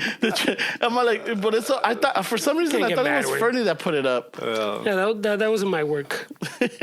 Yeah. Right away, this guy's este güey la puso. I go, no, that's not my work. That's not my work. I know right away. I'm like, what? Look I at, thought look it at was that you. spacing. That's not my work, güey. Yeah, but it was fun, dude. That fonts one all over was the funny. place. Dude, that one got a shitload of likes. They That's did because one. it's fucking on this timely, güey. Yeah. It's trending. Yeah, pinche Andy Reese Jr. Shout out to Andy Reese, Yeah, man. güey. You know what? Todo es posible, güey. No. Ese cabrón. And the rumor has it that before a fight, he eats a Snickers, no? Yeah, he eats a lot of singers. But he wasn't even supposed to fight that guy, man. The guy that dude was gonna fight tested positive for steroids. So it's their way DM the promoter on Instagram by all fucking of all fucking pages. He's like, hey man, I want to fight. Give me that fight. I'm gonna give you a good fight. I'll fucking this and that. And the promoter was like, lo vio, and he's like, pues este güey que. He's gonna be somebody that's gonna he's gonna walk all over him. Gave him the fight. I think it was like a month and a half before the fight, way, and he fucking trained and he fucking beat his ass, way. No mames. Pues no la vi and I don't follow boxing, pero ese güey debe pegar fucking cabrón, güey. Well, es que they underestimated him, way, because the Joshua dude, the one that lost, he started boxing at 18. Este way is boxing since 7 years, way, since he was 7 years old. And they underestimate him. They just didn't take him serious. Because ¿no? if you see the fucking his punches and the way he fights, este cabrón, I mean, Una pata de mula, güey. no está tan gordo, güey. I mean, I know people fucking make fun of him. Because he's got muscle in there. His cardio is fucking legit, güey. He's defending the gordito. I like it. I like it too. No. This dude's otro pedo, güey. He's gone 12 rounds, güey, fucking straight. Y no se agüita. Yeah, because I'm all like, I didn't see the fight either because that's the day we were at the Cape, right? So by the time we left, fucking Fernie and I, went para acabar la chingada, we load everything up. Pues llegaron por ti, Dave took off, and I was gonna take Fernie home. I'm like, I'm fucking hungry. Vamos a comer. Yeah. But that was a little panic too. Why? See, you can't just say that because ya vas a chingar. No, it's because, because shit, I fucked up. Yeah, you fucked up. You shouldn't have said nada, güey. See, this is why shit happens, güey. No. Left it alone. No, it's just like, I just wanted to go, I was tired. We wanted to go eat. Yeah. I was low on gas because Fernie and I were like, hey, güey, vamos a alcanzar, güey, noche gas en la mañana. We look at the range. Gosh. Y decía like 14 miles. Fuck yeah. We got plenty, güey. We got plenty, güey. We can still fucking go cruise around in the fucking Whittier Boulevard si quieres, cabrón. So fuimos a comer and then we're like looking, we were talking and I'm all like because Daniel was there, he's like, he was going to go see the fight and he was going to go see a soccer game and he was going to see something else. I'm like, dude, why aren't we into the fucking todo este desmadre, fuck it. The next day, no mames, güey, I was laughing my ass off. No sé si viste la cabrona donde está pinche Andy Reese peleando y que le mete el putazo y en uno de esos putazos se ve que el espíritu del Joshua se sale. He leaves the arena. He goes to the airport with his suitcase. I haven't seen that one, güey. No, I gotta see that one. That guy does a lot of those on his Instagram. Yeah. And he does and then he ends it with that, the Larry's, what's it? Boom, boom. That's all. Yeah, but what is it? Curb Curb Your Enthusiasm. Yeah. You know? So the pinche se sube el avión, takes off. It's just, dude, I couldn't stop laughing at that shit. Yeah, that was a good one. Ese cabrón se aventaron ahí, estuvo chingón esa, güey. And then the memes came, everything. Even el Cholo Fit did one. Oh, they did? Yeah, he's all like, hey, all due respect, you know, they look down on you because you're gordito, but that's all muscle, eh? No disrespect to your own. Yeah, I'm like, fucking shit, dude. You know, that was a good one. Yeah. Yeah, güey, pinche está cabrón, güey. Yeah, he pulled it off, güey. Good for him, güey. You know, ahorita lo que sí trato de, I'm gonna, tomorrow, well, Tuesday, well, yeah, today. I've been trying to catch up with or keep up with the Women's World Cup. Mm-hmm. They're in France. Mm-hmm. No mames, güey. Fucking. His new favorite place. No, güey. I know, seriously, güey. My respects for these ladies, güey. They're showing que se meten de putazos, güey. Se meten unas pinches patadas, unos cabezazos. Dude, they fucking get up and they continue. They're not doing these fucking... Las lloradas. Yeah, these theatrics where they're rolling around and crying. You know, y estas cabronas se meten pinches codazos en el pecho, güey. Ay, güey. Dude, tan cabronas, güey. Really? ¿Codazos en el pecho? Fuck yeah, dude. Se jalan el pelo, güey. No mames. Cuando van para el tiro del centro, de esquina. ¿El tiro de esquina? El tiro de esquina, fucking cuando pegan el brinco bajita la mano, les... se le da la cabeza to the back, güey. Their head flies back, güey. Yeah. Pinches viejas tan cabronas, eh? Pero, güey, pinches viejas. No, I mean... fuck. Fucking ferns, man. I haven't looked Well, you at point it out like that. Well, you're like, estas viejas. Well, I don't mean it as a, Yeah, putting them down. It's just like... paisas. Yeah, it's a paisa fucking reference. Fuck. But whatchamacallit, pero ahora juega fucking USA a las 12. They have a good squad, no? Yeah, apparently they do, but they're missing their goalie. Noho, I think it is Noho, the girl or Soho. No, Noho. They're missing her because she started talking some fucking mino masa. Yeah, the last, cuando perdieron, I guess, what was it, against Norway, was it? Some European country, and they're like, we lost to a bunch of cowards, y que la chingada. And then the FIFA's are like, ¿sabes qué, cabrona? A la chingada. No, and she didn't stop there. Sí, chingan a su madre. Que se aventó. So they got the replacement. And apparently she's really good. She's badass. I just really haven't seen much of her. A ver cómo nos va, Esa la Mia Hamm, the one that was playing with the U.S. team years back, she's part owner of the LAFC. With her husband, Nomar Garcia Parra.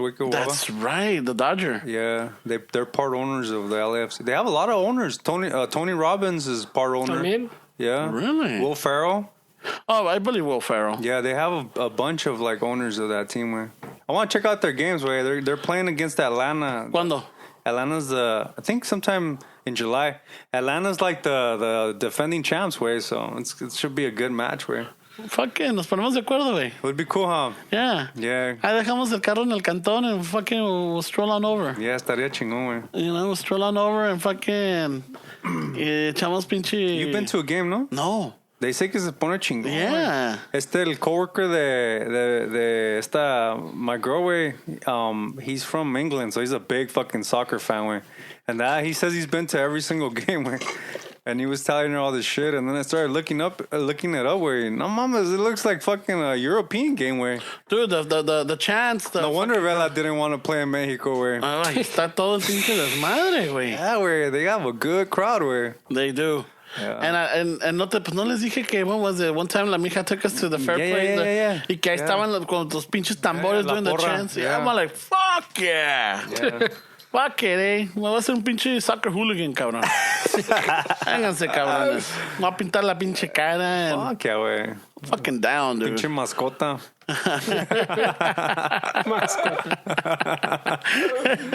Oh, fucking eh. But yeah, se están aventando pinche...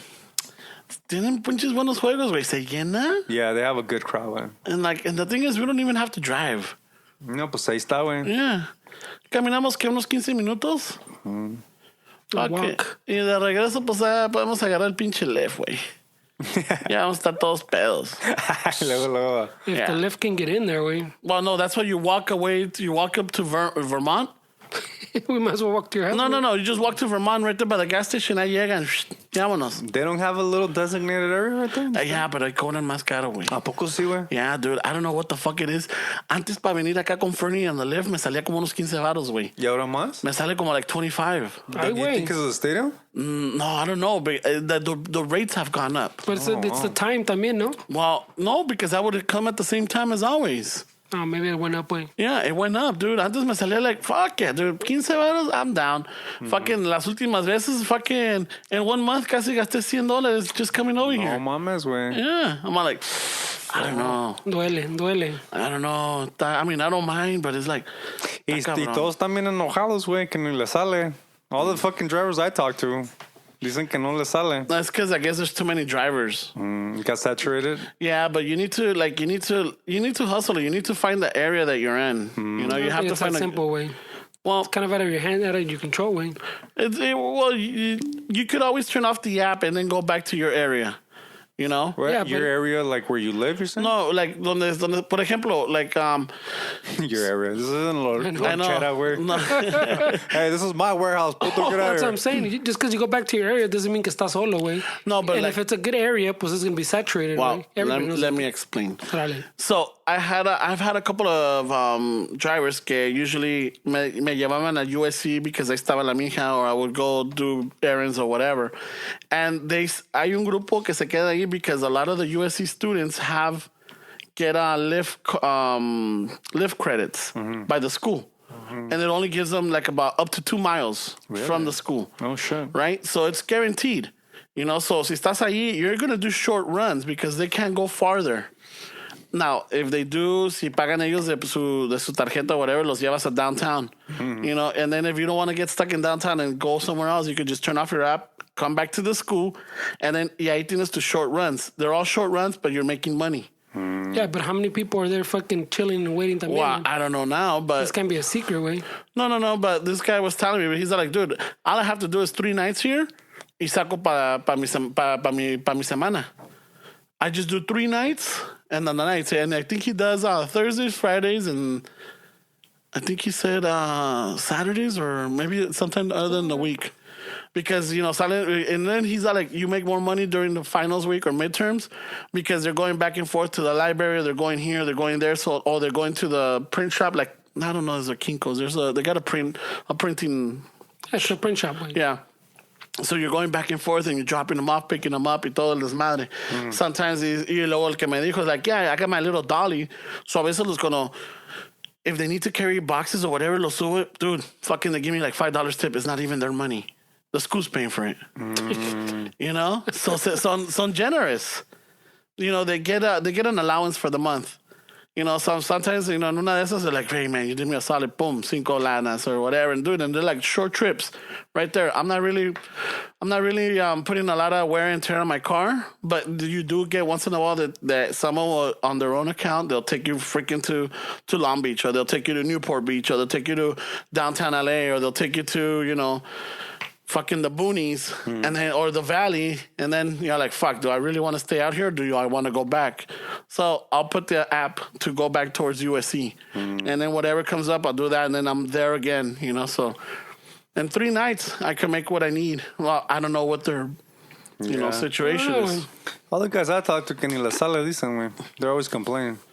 Well, lately, they were striking, way. Really? They were striking because they cut their bonuses? their micha, way. No, not their bonus. Like what they make, they cut whatever it was before. Fucking, they said, ¿sabes qué? Te vamos a cortar otros 10 cents off a mile or whatever. No mames. So I don't know exactly what it was, pero ponle que antes les daban of every dollar les daban fucking 80 cents. They went to like 70 cents or some shit, way. I was listening to a guy talk where like he's one of those like angel investors. Like he invests in like startups and shit like that. And he was saying that his model is to invest in like look at Uber and Lyft, way. That was something that rich people have, way. They're basically your drivers, way. Like you have a personal driver that takes you where you want to get to. Yeah. And he's saying that that's the model that he takes. He gives what rich people get. He provides that for the masses. So he fucking invested in Uber and all that shit. So that's his theory, man. It makes a lot of sense when you think about it. Where like the cell phones and all that shit, when they first started, it was kind of like a elite class of people that were using all that shit. And then it became available to the masses. And how many people fucking made money off of that? Yeah. Uber and Lyft, that's what he was saying. Like, you just giving the masses what certain people kind of fucking lifestyles, the things that they enjoy. And then that was his motto. And it made a lot of sense when I was listening to him say that shit. Just like I'm still trying to think of ways to make money. Where I mean, I'm fucking, I don't know where. I think that if you want to be fucking financially free, you can't work for somebody. Where you have to have your own shit. You're never gonna be your freedom way, wealth, your own time. Nobody's telling you to come in at this time. You have to dress like this. You can't listen to your fucking music at work. You can't do that. You stop talking. Oh, I need to call in sick. Or can I get days off because I have to go here? Yeah, I got a game. Fucking LAFC's playing Atlanta. Yeah. Let's do it. No, but you know what? And it's true because I was hearing somewhere where like they recommend like, you know, for people that work at home, they've always said that like if you're gonna work at home, dress up as if you were going to work. Really? Yeah, don't be in your PJs, don't be todo despeinado en tus chanclas or whatever, because somehow you know subconsciously you're not at work, you're at home.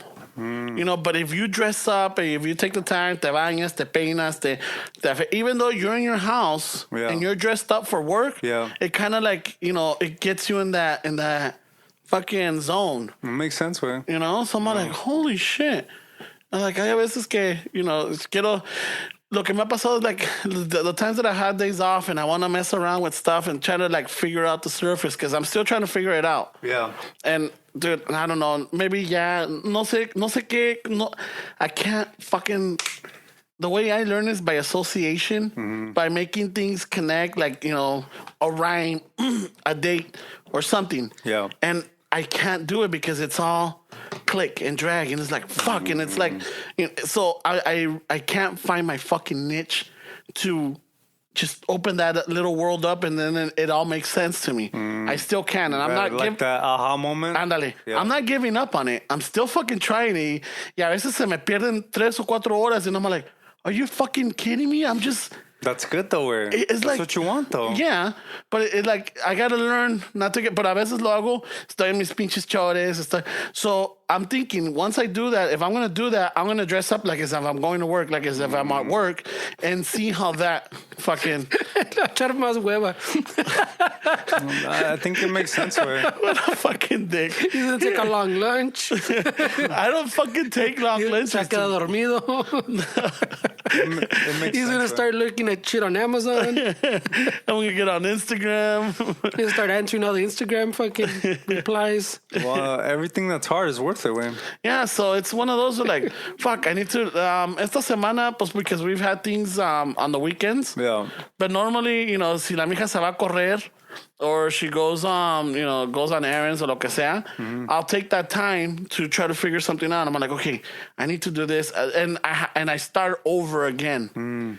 And I'm like, fuck. Like, son of a bitch. But next time, not this weekend because I start ocupado, but like if I find some time in between, like if I'm going to work, you know, I'm not going to be in mis chores, I'm not going to be in my PJs or like fucking despeinado. No, me voy a peinar, me voy a bañar, me voy a peinar y todo, me voy a arreglar. Like cool. If I'm going to work and see if maybe that makes an impact because I'm going to be like, okay, I'm on the clock right here.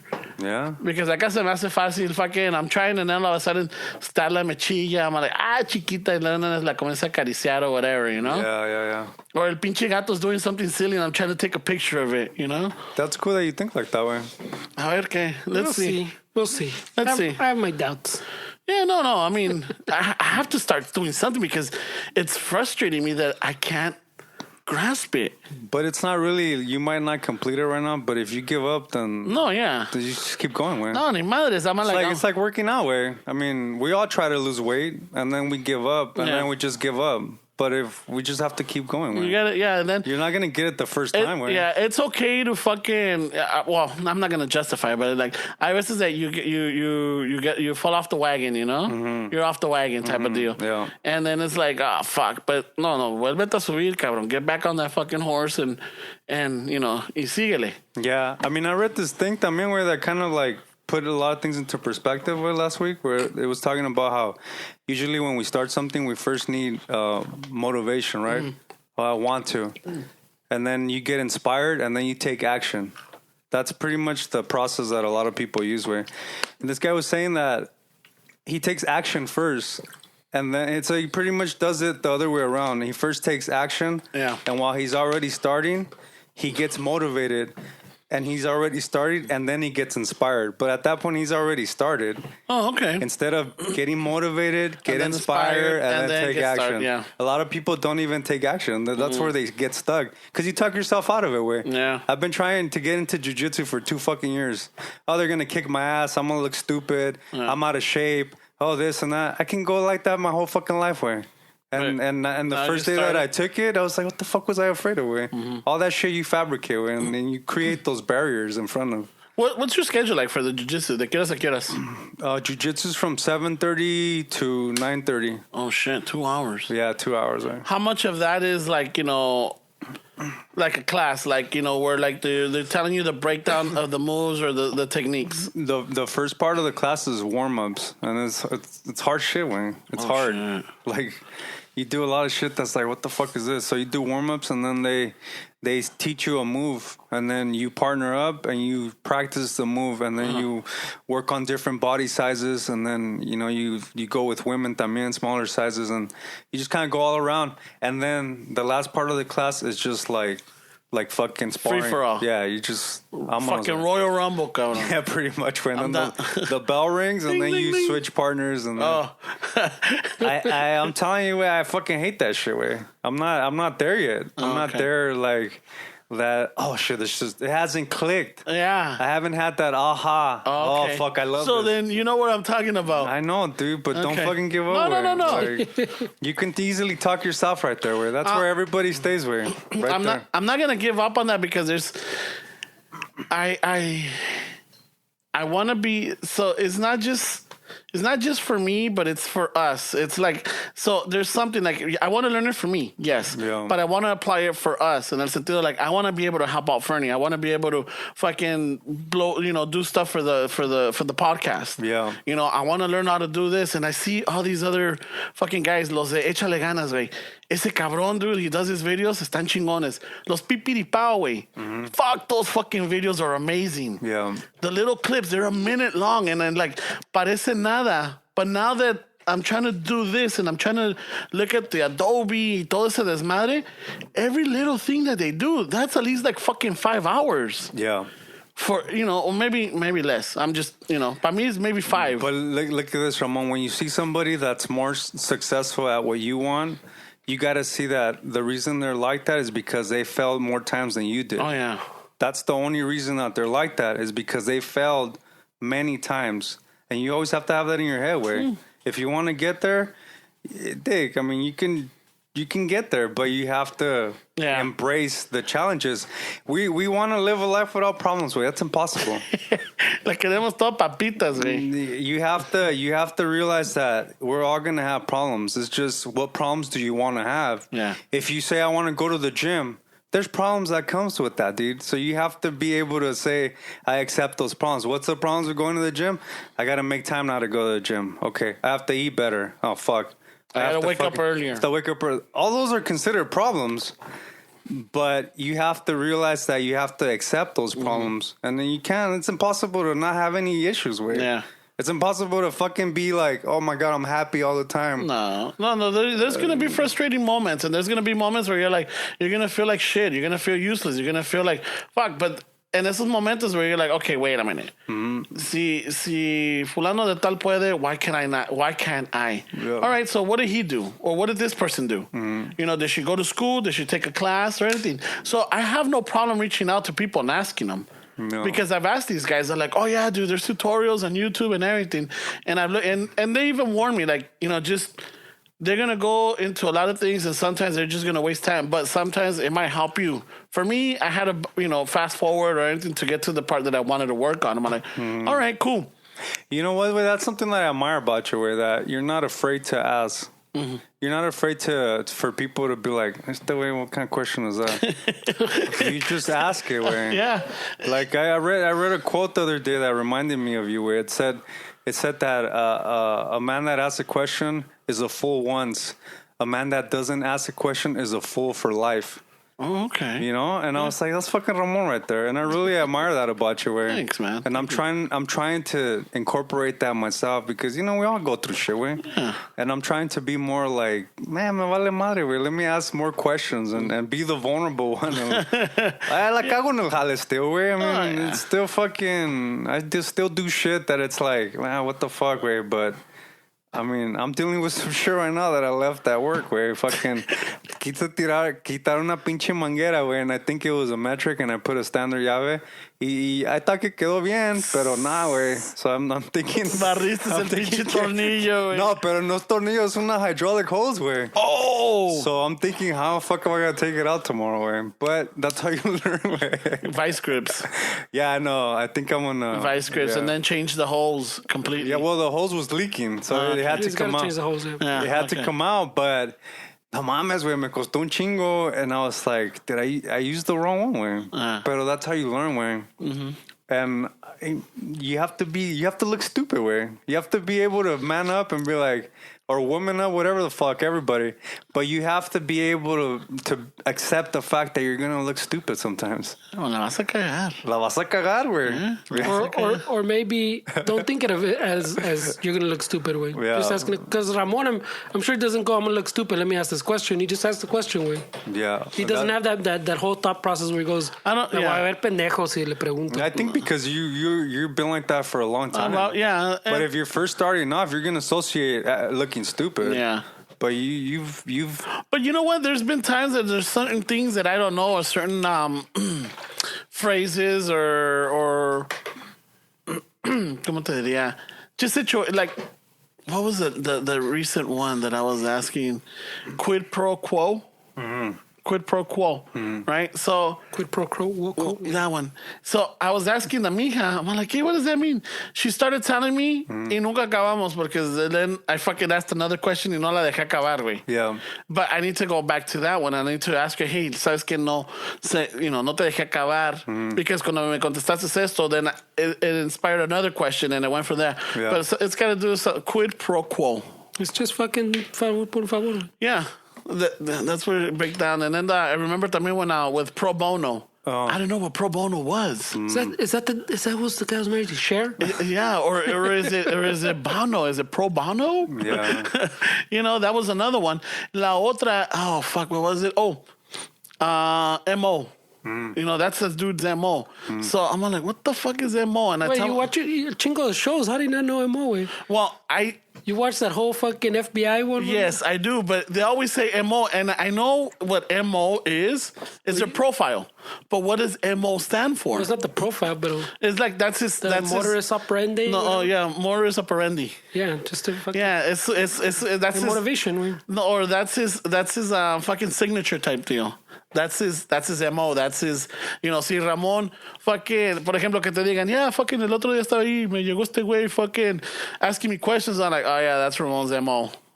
That's his. ¿Ya lo aprendiste? That's his. Yeah, I know what it means. I mean, I know what it signifies, but I just didn't know what the acronym MO stood for. So I'm like, what the fuck? So I'll ask him. I got Google, and I'll do that. But a veces prefiero preguntarle a la persona because maybe that person might be able to tell me how they understood it or how they know it as. And now, si estamos los dos perdidos, I'm like, all right, fuck it, Google it is.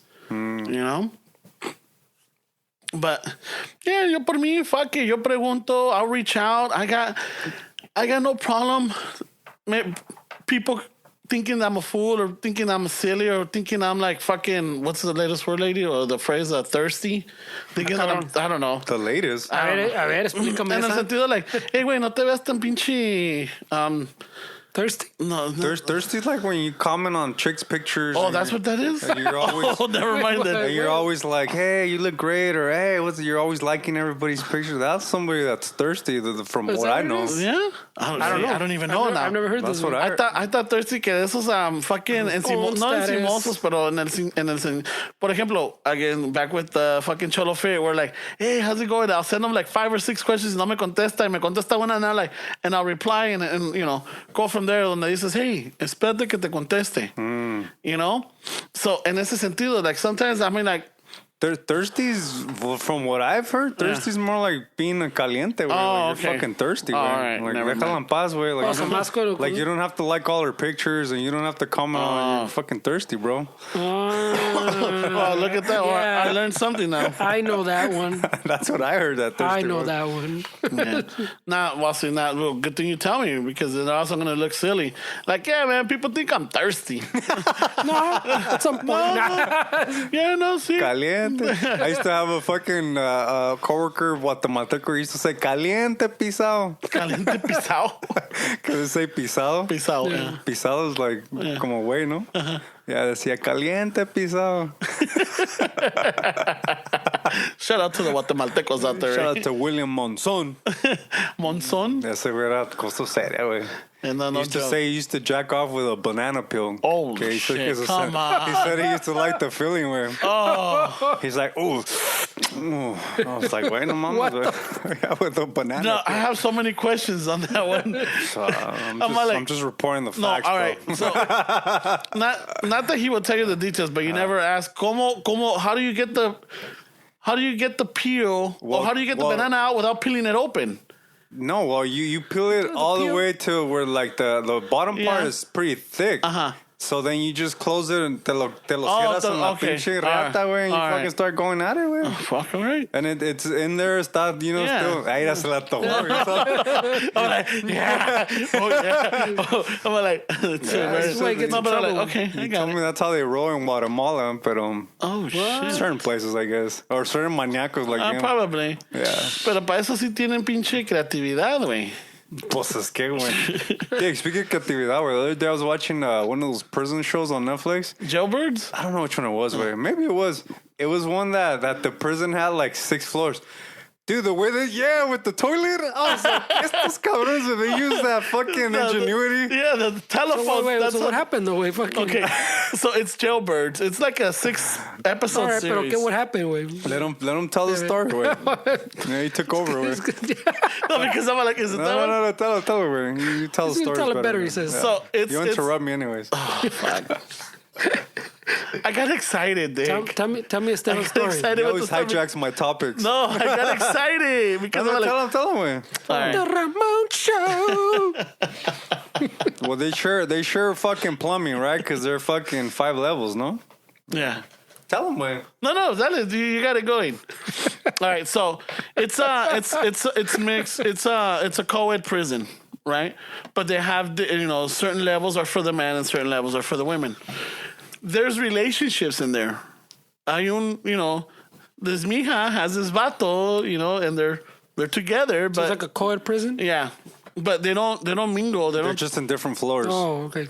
they don't mingle at all. But somehow they're in a relationship, and the way they talk is that they all have to flush the toilet simultaneously y comienzan a hablar to the pipes. No, but primero what they do, Fernie, is they'll take the water out of the fucking toilet. And then they'll make a rope out of fucking shirts.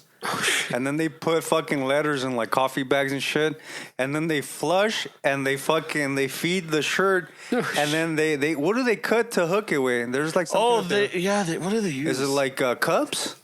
I think it's Something, right? yeah to hook it. To hook it. So it, once yeah. they feel it, they pull it out. Yeah. So that's how they communicate with. That's fucking like what? That's one of them. The other one, también they talk through the Oh, pipes. yeah. They talk to them. Yeah, and Hey, they what's up? Hey, what's up, babe? Y ahí están en the toilet, güey. Fucking comadreando, güey.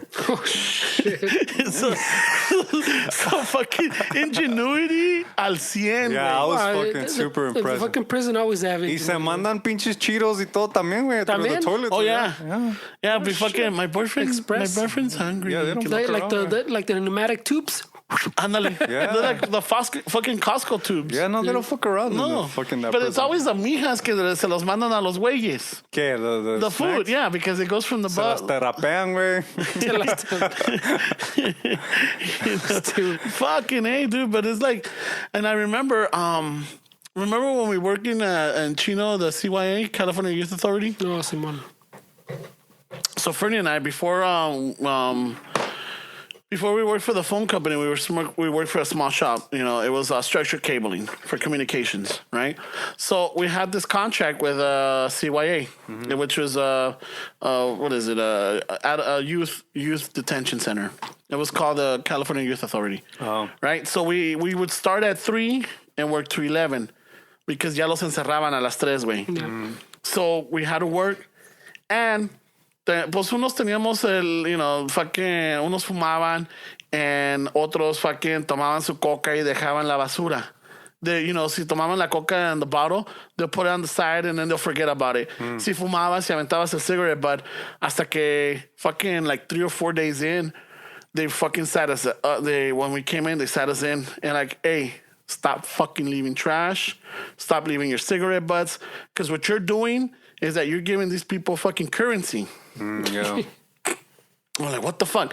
Those cigarette butts, if you don't finish them, what they do is they collect enough and they break it apart and they break the tobacco and then they could make a cigarette for that. That right there is currency. That fucking plastic bottle, that's a fucking weapon. They'll fucking melt it down and they'll make a shiv. You're like, what the fuck? Styrofoam cups. También que no los dejáramos because they could melt them down y los hacen cabrones, ¿no? Pinche regañada que nos dieron, güey. Pues sí, güey. And then one day, some guy misplaced a screwdriver. Oh, and they locked us down, dude. We couldn't leave until that screwdriver was found. Damn. No mames, güey. Estábamos hasta eran las 3, 4 de la mañana. Like, we couldn't leave because, like, that screw nobody could find because we had to take account of what tools were we using. We couldn't leave anything behind because, también, dejas un pinche screwdriver right there, güey. Obviamente, güey. Bam. You don't gotta explain that one, güey. Chingaron a su madre. Se llamaban. Type of deal. And then, so while we're there, una noche, fucking one of the guards was telling us, like, these motherfuckers are so creative. Yeah, they are. They're so fucking creative. So he's like, the cigarette butts and everything, they don't have matches. They don't have lighters. You know how they fucking light up their fucking cigarettes? No. The razor blades, they break them. They break the razor blades and the razor, lo sacan, right?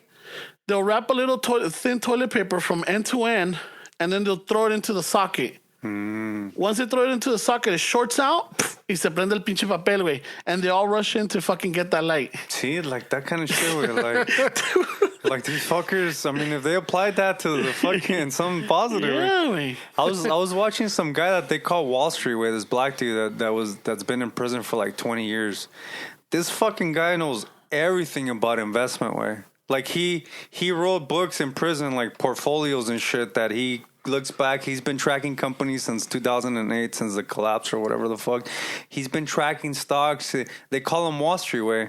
This dude fucking knows a lot of shit, where he had a lot of time, where, and he fucking utilized it to kind of learn how that shit works.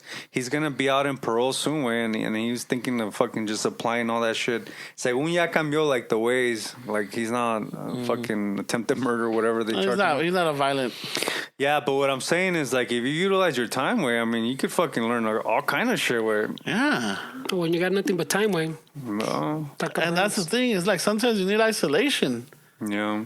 Because either you go crazy or you fucking learn something. Yeah.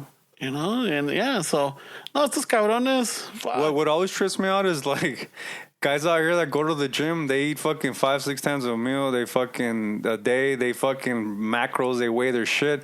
These fuckers in prison eat bologna, bullshit, all this shit, and they're fucking ripped. They eat spread, they fucking Cheetos, they're fucking jacked, way. They're fucking jacked, some of these guys, man. Yeah. Their theory was that it's all the testosterone, because you're in an environment that's fucking, you're constantly on the lookout, so your testosterone is heightened. So then when you work out, obviously with the testosterone heightened, they say that's why they fucking... No mames. Because you're basically, you're watching out for your life at all times, güey. So your testosterone is at a fucking max. Yeah, te levantas con el pinche circus in town, güey. Tent al 100. Yeah. No mames. So no wonder fucking That makes sense, I guess. Yeah. No. So, I mean, when you think about it, aquí we want to work out. We want to eat 6 times a day. fucking Hey, grass-fed. Oh, give me some grass-fed fucking turkey. No. I want some almond milk. I don't, I'm lactose intolerant. Yeah. Whoa. Now we're going to get letters from people. Does that have gluten? No, right? I can't do gluten. Yeah. No. I mean, I don't know. I mean, it's. I still wouldn't want to be in prison, though. Fuck No, that. fuck that. It's still not worth it, he says. No, güey. Está cabrón, güey. Es un desmadre, güey. I mean, deja que estás encerrado. You don't have your family. Your freedom is taken. But now you're defending your life, and you got to stay away from the bullshit. And if you're not protected, they're going to, fuck that, dude. Yeah, I mean, we know the politics out in the street. We know where to go, supposedly. But there's still a lot of shit out here. But imagine you go in there, now you have to learn the politics in there. Like, it's crazy. Like, I've been getting into hip-hop where not like fucking like, oh my God, I'm listening to it. But I've been looking at a bunch of like rappers. Like, I'm starting to learn like rappers just because I noticed that they're really smart with like, they'll fucking brand themselves. Like rock musicians, you play music and you don't really start like a clothing line. You don't really get into like like creating a fucking empire like some of these rappers do, like JC and all these Kanye West and all these fucking people. It's funny because shout out to the Pura Cultura, way. Every time I look at these rappers on Instagram, it always says followed by Pura Cultura. How the fuck did these fuckers hear about these guys? Yeah. The other day I was with some dude from Southgate. I was going through like some hashtags with Southgate. And there's this dude, like rapper guy in front of Greenspan. I was like, who the fuck is this guy? I go to his Instagram, followed by Pura Cultura. Like, what the fuck? Shout out to them, dude. But I think it's got to do with the culture, though, because if you think about rock is about, I don't think they're so into the fashion. Well, no, I think what it is, Ramon, honestly, is that these guys come from selling drugs. They come from that business mindset to make money. Trying to make some money, yeah. So what I'm trying to get is how they think, way, because some of these guys fucking are really smart on branding their musical act. They're smart at fucking just branding in general. Like they think hustle. They think differently, way. But see, then we could go the other way too, because they might be branding themselves and there might be flashy, they got the kicks, they got the clothes, they got the cars, they got the jewelry, they got everything, right? But when you look at the other side, and let's just say the rockeros, or let's just say other bands are not into branding their name or anything. What they do is they investing in something else. The rockeros? Yeah, let's just say that. Like, por ejemplo, who is it? Who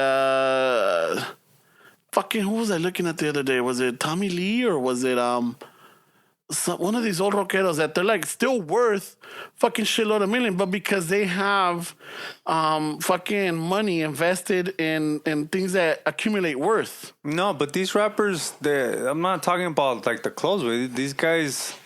What I mean is a lot of these rappers are they maybe I'm not explaining myself right away, but a lot of the rappers now, what it is to be an independent artist. Okay. Rock stars, you still fucking think that you need a record label. These rappers have it down. They have it down where they don't need to fuck with a record label. They know how to brand their music. They know how to throw it on Instagram. They know how to throw it on SoundCloud. They know how to make themselves the brand, have leverage over record companies. Okay. I think it's more kind of like they think beyond just the music, pues. Oh, okay. And so it's really good insights to hear these fuckers talk about it, and it's funny because I listen to these guys, man. They're pretty cool. Pura Cultura. They got me on the fucking hip hop tip, and then I listened to the Breakfast Club. También, those guys are fucking the Breakfast Club. Like Charlemagne the God, and they have DJ Envy and the girl that's in there. Those guys are pretty funny too, but these rappers, way they're in another fucking, they're a whole another fucking scene, way. And then getting into that, I was like, wait, what the fuck's going on here? Because apparently now it's cool. Like if you're a Crip, you can wear red. If you're a Blood, you can wear blue. Yeah, like I was really confused because I started, you know how some of these rappers are like fucking gang. They still represent the fucking colors. And the hood, yeah. So estaban some ways that fucking that were representing Crips, and then they were wearing red, and then they were talking about how no, it's cool. Like you can still wear different colors, but you have to be respected in the streets. I'm like, wait, I'm fucking confused. I was like, what the fuck? Wait, like What's happening? Yeah. I know nothing. and then so I went into that whole rabbit hole, like the gang. Oh shit! Apparently, Long Beach fucking browns and blacks are fucking fighting out there, and nobody hears about it. No, but they've always been No, fighting. but recently shit's going down in Long Beach way. Yeah, there's some crazy shit going on out there way. But you're right, they've always been fighting. Because también aquí with the borderline with Watts and like the Florencia hood. Yeah. There's always been beef with the Florencias and the East Coast and Watts and all that. You know, blacks and the browns fucking matándose. You know, going back, but a lot of it was. You know, it's just turf. Is it because of color? Is it because of respect? Is it because, you know what? Fuck you guys. We were here first type of deal? I don't know. Ya ni sé. I mean, you know, you hear all these, but there might be something else underground, you know? I ran into one of those fucking, what was it? YG. He was on the Breakfast Club, and they were telling him, like, hey, bro, did you get any backlash from, like, the Mexican community for your shit? And he was like, hey, bro, we grew up with each other. Like, we grew up in Compton with each like, other. have you heard to that fucker in Chicano Shuffle? But he was basically saying that he didn't mean any disrespect. Like, he was like, we grew up with each other, where, like, yeah, you were beefing with Mexicans here, but then your neighbor was Mexican, and he was fucking cool as fuck. Yeah. And so it was like we grew up together, you know? It's like we've always been around each other.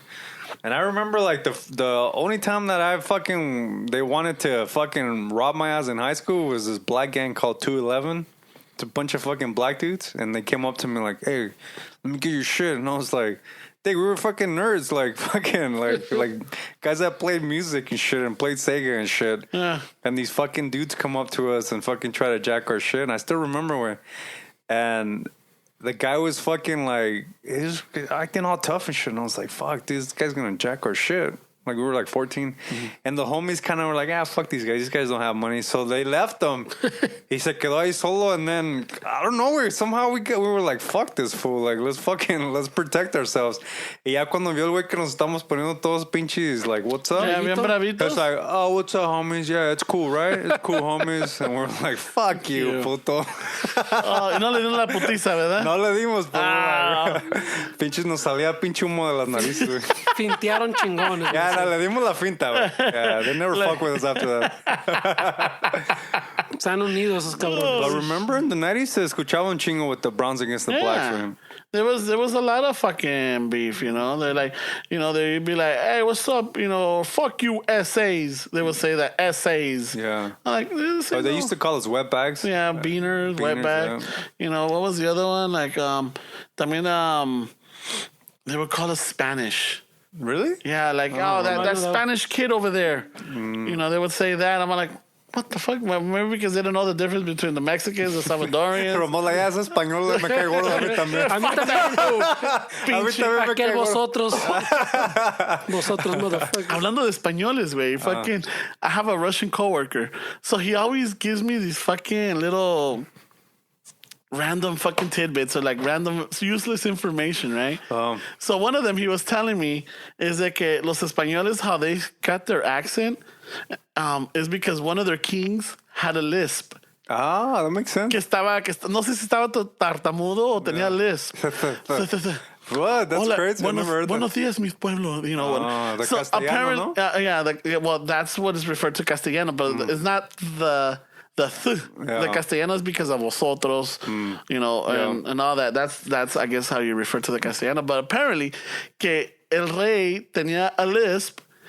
And everybody, not to offend them, everybody started speaking that way. Oh, shit. So I looked it up. I'm like, Bullshit.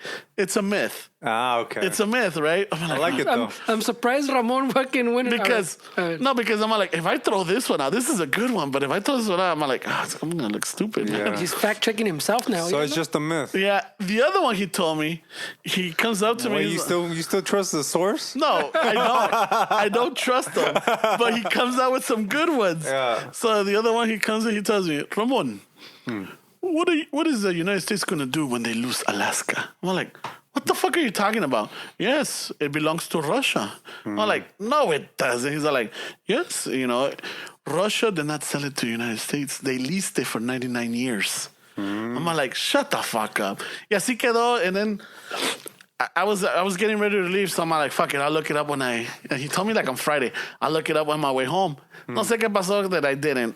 Oh, because I was going to a rush because we had to go to the Molcajete meetup. Oh, this was on Friday? Yeah. So then I fucking on Saturday we were driving to Santa Barbara and I was telling the mija like, what the fuck? I think that like this guy's saying that fucking the United States leased Alaska from Russia for 99 years to make it seem that fucking it was all secretive to make it seem that Russia sold Alaska to the United States because the United States was a powerhouse, right? And I don't know if it was Germany or England or something that was going to take it from Russia. No sé, no me acuerdo qué otro país. But now that the United States had it, they left it alone. But the lease was true.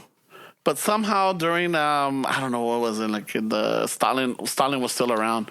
They made a deal with the United States about weapons, no sé qué, and the United States are like, hey, wow, you're going to have to scratch off that fucking deal. And so that was Roosevelt, no? I think so, So we ended up keeping it, right? But there's a lot of more shit to it. I got to fucking read up on it, but I'm like, no mames. So we don't get an answer? No. But the thing is that the United States did end up buying it at the end. But it did start off as a lease. But I guess Russia needed something. That's going to the United States like, ¿sabes qué? Te hacemos el paro, güey. But that little Alaska deal? It's going to have to be permanent. Because we like Alaska. Oh, man. So fucking, I'm like, holy shit, but it got scratched. And then I even told the pinche Russian, like, that's not going to happen, dude. How weird is the flag going to look with 49 stars? It's already there, dude. The star's there. It's permanent. We're not losing it. You can replace it with Puerto Rico. You're probably still fucking without electricity, güey.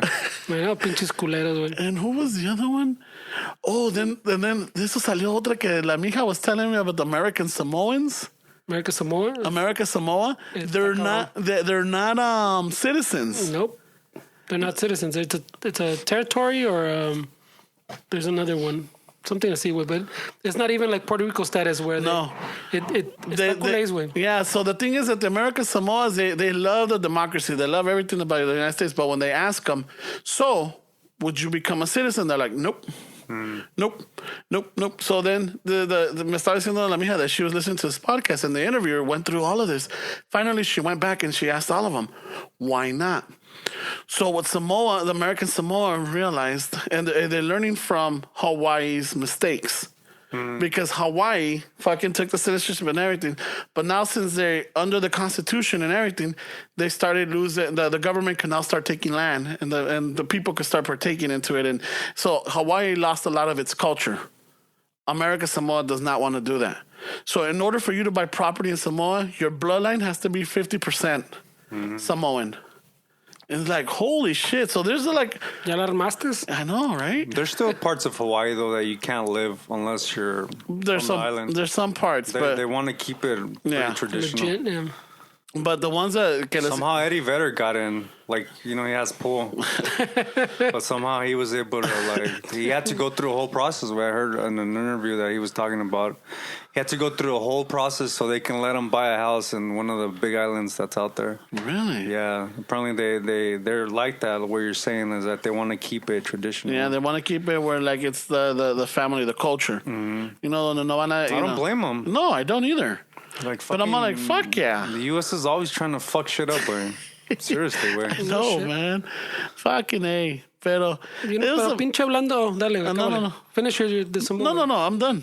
Oh, I was going to say, because this thing that keeps coming up, way, I saw something again, way, and I was like fucking fired up again.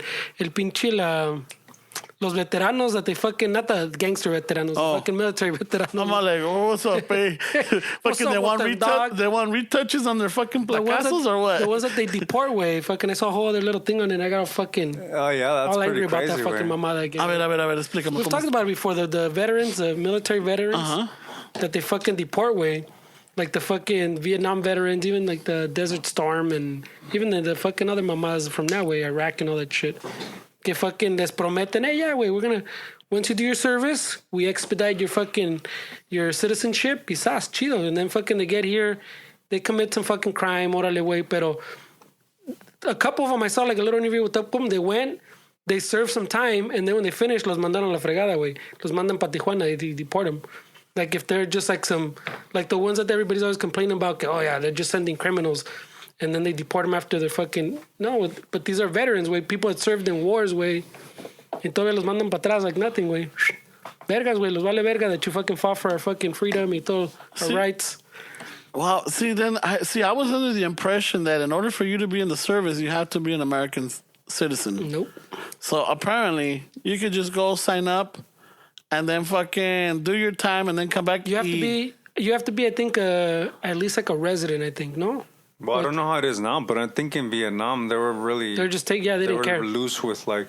I mean, I've heard people fucking say that they would get guys drunk at a bar. Oh, yeah. You make them sign. They wake up in the bus going to fucking boot camp. Vámonos, cabrones.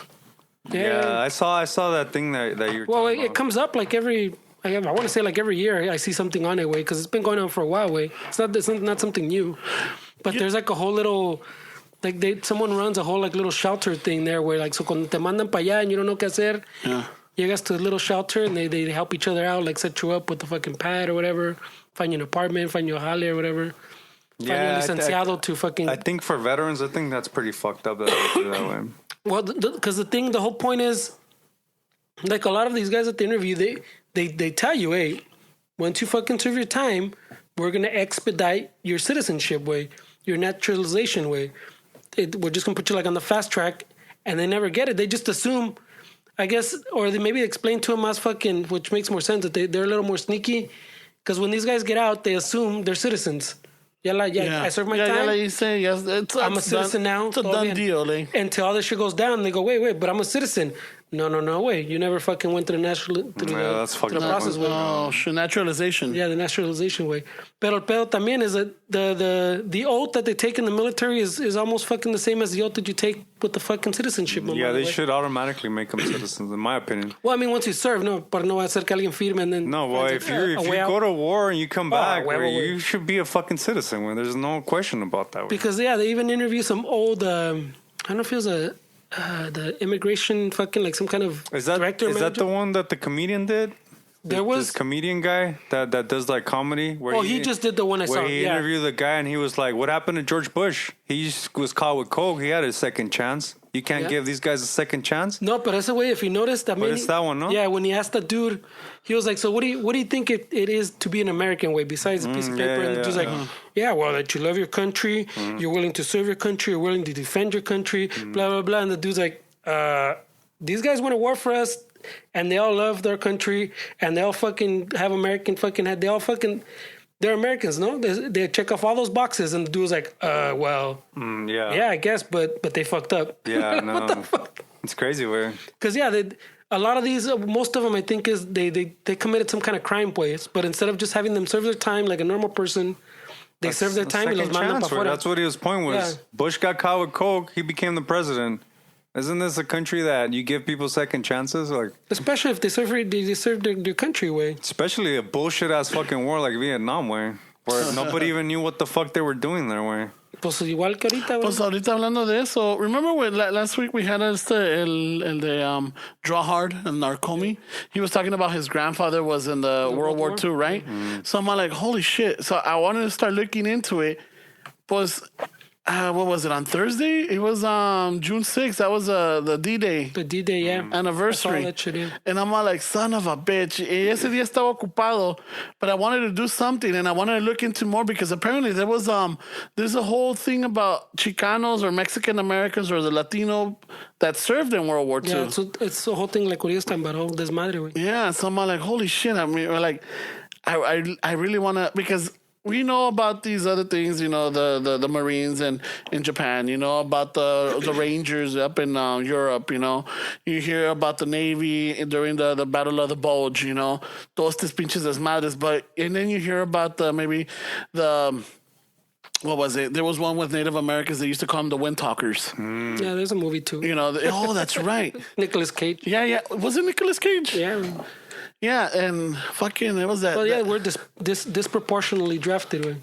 Yeah, so I'm like, you know what? Fucking, there's got to be a story about the Mexican Americans, because I mean, it was during the time of the fucking the Sutsu riots. And so how is it gonna be that you're a Chicano? We were pumped up enough to go. Yeah, to go. It's like, fuck, están aquí, Those chingaron, güey. Yeah, so I'm like, there's got to be some stories out there, I know that there's listeners that might have a grandparent, or they might have an uncle, they might have a padrino or something that might have told them these stories, and I was listening to the compas from Hippie Cholo, and one of them was talking that he was talking to his grandma, y el otro le dice, hey, did you record it? Like, no. He's like, dude, you got to record these conversations with the older generation, because they're very, they have a lot of story. They have first account stories. I'm like, puta madre, güey. Yeah. I never recorded my grandparents, and all my both of my grandparents are gone. So I'm all like, you know what? I think I'm gonna have to start talking to Don Chano y Doña Meche. You know? And con una grabadora. Yeah. And I'm going to have to just sit them down and have them telling me the story. Because I know some of the stories of them growing up, but there's more. There's one of my tias, mi tia Lupe. She's the eldest. Dude, she remembers everything. And she knows details and everything. So I'm like, un día de estos, I'm like, hey, la voy a grabar, tía. Cuénteme. So that we could keep these stories going. So we could keep them in the family. Yeah, because the D-Day thing, it always reminds me. So in high school, there was high school me cayó medio gordo. Not so much the compas y eso, pero the fucking school and the teachers. I never felt mucho apoyo there, But there was an old dude that was like the groundskeeper. I guess he used to teach before, pero ya está bien rocón el vato. Pero he's a white dude. Pero es el que echaba más apoyo de todos. Si te miraba así medio cada agüitada, fucking sit you down, fucking have you, ¿qué pedo, güey? ¿Qué onda, güey? What's going on, bro? Here, have a beer. Yeah, fuck, no pinches, ¿quieres una Pepsi? You go and grab whatever, Era buena onda, güey. He see us fucking, even like he see you throwing putazos, güey, and fucking, hey, he started the beds on the side. Yeah, güey. Llegaba el otro teacher to, hey, what the fuck's happening? Hold on, güey. They need to get some energy out, güey. Let them It's out. okay. No one's, I mean, they're getting hurt, but they're not getting hurt, güey. No hay pedo. Plus, I got 20 on the little ones. So, I want to see how it works out. He was like from that generation, pues, where you grew up fucking. Yeah, you settled it on the fucking. This makes you when you on the grounds right there. So era buena onda, and he was part of he was in the second wave of D-Day, way. Oh shit. But whenever you try to get anything out of him, way, fucking, he'd kind of like shut down and then shift the conversation back to something más fucking buena onda. Hey, no, pues, hey, you guys played over here fucking yesterday, no sé qué pedo. And nunca te decía una vez, I got a few things out of him a few times, pero es el vato que me acuerdo que in that whole school te daba más apoyo y fucking, he was everybody's little, pasaba con su escoba, hey, güey, qué pedo, you look a little down, bro. What's going on, bro? Like fucking some old like white dude way, and fucking he just. What was his name? Do you remember his name? Brother Tom Keegan, se llamaba. Brother Tom Keegan. Yeah. Oh, okay. So fucking he was from Richmond up north by San Francisco. Because fuimos lo enterramos y todo con ese dude passed away. No fucking way. So, pero el pinche yeah, güey, ese güey era buena onda, güey, te apoyaba. We used to play full contact soccer, which was like fucking hockey soccer, güey, chingazos. That was paisa soccer, right? And llegaba el pinche el otro teacher to fucking break it up. He's like, hey, güey, I got this handle, güey, I'm watching them, it's cool, güey. Vete para allá, y se fucking lo mandaba la chingada. And then seguía, hey, I got money on the skins. Be like, oh, that was a good hit. Cha-ching. Yeah. Fucking se cayó un vato y lo levantaba. Hey, come on, bro, you gotta get up. You gotta keep going, güey. Y fue así, güey. So that every time fucking pasa that D-Day thing, I remember that guy, güey. Brother Tom Keegan. That's cool, güey. Yeah. But he was, yeah, I only got little bits and pieces out of him, güey. But he wouldn't talk about that fucking day, güey. I mean, that invasion and the logistics, the strategies that all went to fucking play into the dude, it's like fucking phenomenal. I mean, people still talk about it. In Europe, people still talk about World War II. You know, they still talk about it. They talk about like during the raids and, you know, like in London, they talked about, you know, this area over here was really heavily bombed. Whenever you hear the sirens and everything, the air sirens, you know, you had to go into the bunkers. I think that's why a lot of these establishments have a basement. That's why the restrooms are downstairs. You know, because ahí es donde todos se iban a esconder, you know, whenever the sirens went out. So, créelo no, after what, 70? No, almost 70 plus years. Or 80 plus years, no? Por ahí, güey. No, ya ni sé, güey. 40s? Yeah, it was in the 40s. We got bombed in 1941, December... Está cabrón, güey. December 7th, 1941. And then we stormed the beaches in Normandy in June 6, 1943 or 42. No, 43. Something like that. Y está, no, pues todavía pinche, believe it or not, it still fucking resonates, dude. But, you know, shout outs to all the veterans out there. You know, mal pedo a los que están deportando. You know, que gacho, you know, they do this to them.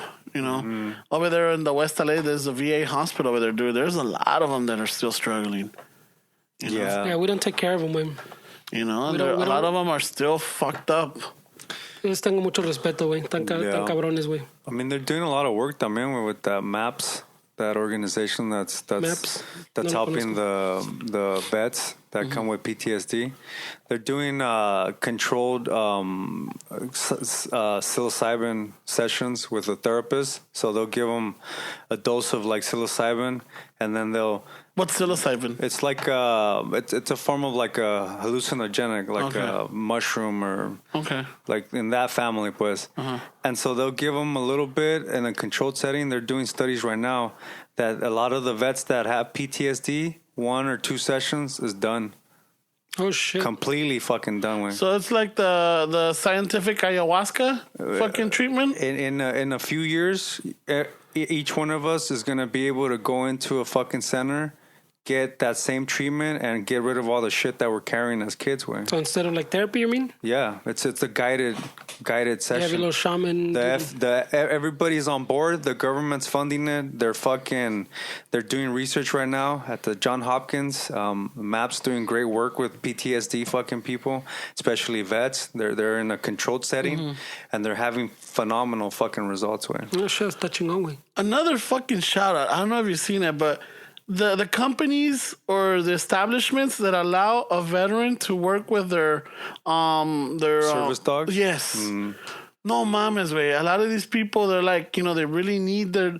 I mean, I don't have PTSD, dude, and fuck, I love my dog. Pinche el otro día me dio un susto la cabrona, but you know, I love the dog, and I'm like, oh my god, y eso es nomás el cariño, but someone that depends on them to like to help them control or help them to get over a certain emotion or a certain fucking, ¿cómo te diría? A moment of panic or lo que sea. Yeah. Dude, para dejarlo, that is fucking, my heart goes out to these places that allow them and shit, because I saw one, I think it must have been for Lowe's, that the veteran went to apply, but he took his dog and everything.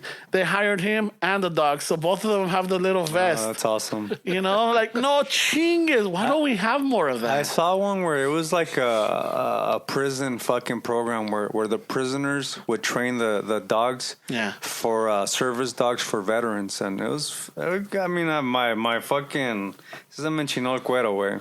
No te salió, no.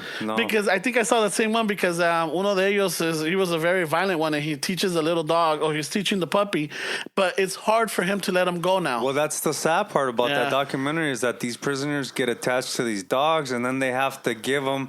I mean, it's like a double-edged sword, I guess. Yeah. Because it's happy. It's a good moment, because these guys are generally, and women too, are generally fucking going through severe PTSD.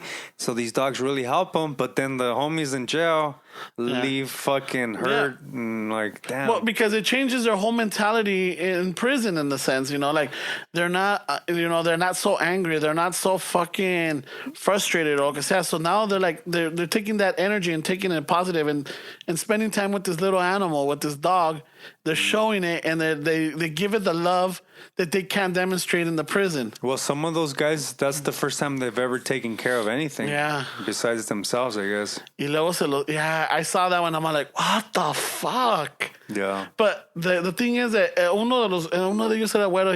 He's like, I understand that this, I forgot the name of the dog, is going to help someone else. Hey, dude, but how badass was that woman that was running that program, dude? She was fucking on these inmates, way.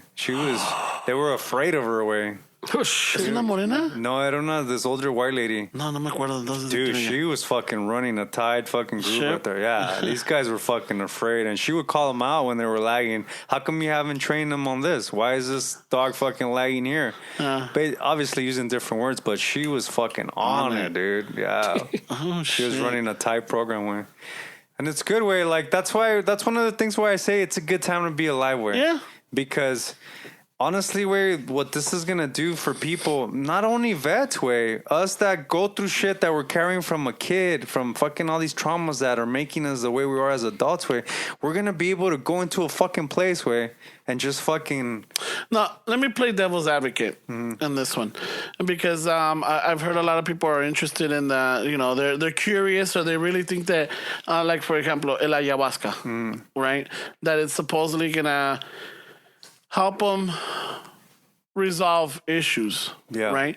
But I start thinking, and I'm like, maybe it's my defense mechanism or lo que sea, but the human body, especially the human brain, is an amazing fucking ¿cómo se diría? Organ or organism, right? So somehow, and for the most part, when you hurt yourself, your body works into healing itself, right? Te cortas, it takes its time, but it heals. You might have a scar, but it's healed, right? So when you have a traumatic event or something that's traumatic, doesn't your mind or your pinche cerebro try to help you cure that in a way that like it'll hide it, it'll put it away, or like minimize it, or make it seem like a distant memory or whatever, so that you could function again? And if you go through this, it's like opening up that fucking door, or I'm not gonna say fucking door, opening up that door and then just letting it all out. Something that your brain or your mind did so well in keeping it hidden, that now that you just open the floodgates, and how about if it makes you worse? I mean, that's a good question, Wayne, but you have to realize that we know more about the galaxy than we do about the brain. We don't know anything really about the brain. We haven't even hit the surface of what our brains are capable of doing.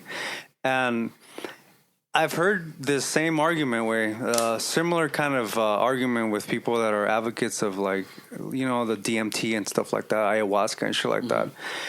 And that's the thing, is that how do you know that your body did a great job in hiding it? Like, that stuff comes out as characteristics as an adult. We all have addictions, we all have things, we all exaggerate, we all do a lot of things that are embedded from our traumas. Yes. So how can we say that our body's doing a great job in hiding it? No, not hiding it, but repair itself, because quedó la cicatriz. There's a scar, definitely. And the scar might be whether you have an addictive personality, where you're promiscuous, whether you're a procrastinator, whatever it is, but you're still somehow functioning. But if you have a scar on your arm, your body's not the one that's healing it, way. Your body, your mind is the one that's going to tell you, Ramon, be careful. That your mind is going to tell you what you need to do, and that's all based on the shit that you went through. No, entiendo, pero por eso te digo. So I'm just asking only because this is not my theory, but this is my thought. My square thought. Like, I'm all like, because someone asked me, like, hey, you wouldn't do it. I'm all like, no fucking way, dude. And not because of the whole thing. Is like, if my mind or if my brain did something to help me function and keep moving, or like, be able to be in society or be in this world or lo que sea, why am I going to go in there and break those chains open and then just let out what my brain did to protect me from myself? If I can just I think Esteban probably has a better answer, but I would think if you're talking about like a childhood trauma way, and your brain is not fully developed, it's like your scar way. It just patches it away and says, all right, we got to move a long way. No puede ser así. I'm going to patch it. Yeah. We'll worry about this later. Gets buried away. So, Simón, you never repaired it away. You just patched it away. Yeah. Echaste un parche. Y, ¿sabes qué? Everything seems fine. Cool, let's move along. Your brain fucking develops. You grow. You work around it way. But if you never face it, then that's always going to be affecting other thoughts and everything else way because it's still there way. You never got rid of it. You just kind of hiding. You put it in the fucking closet. It's like that messy closet way. Yeah. You'll never be able to use that fucking closet if you can't fucking organize or take out whatever doesn't belong to the junk. So yeah, it might hurt you, but in the long run, these things is so you can work through it. So you can face it. You can confront it. Like saying it's in an environment.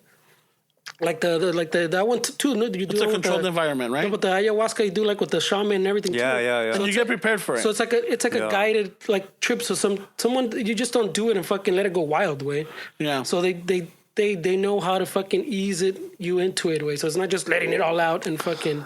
I mean, I'm not an expert in this way, but just by hearing people that are considered experts in this, the way they would answer your question is that's your ego telling you that you don't need it. That's your ego afraid to be completely out of your system. That's my defense mechanism. But that's your ego. Okay. That to these people, what you want is to not completely get rid of your ego because some people feel like it's important. But to these people that are into that realm, they believe that your ego needs to be pretty much fucking put in the back.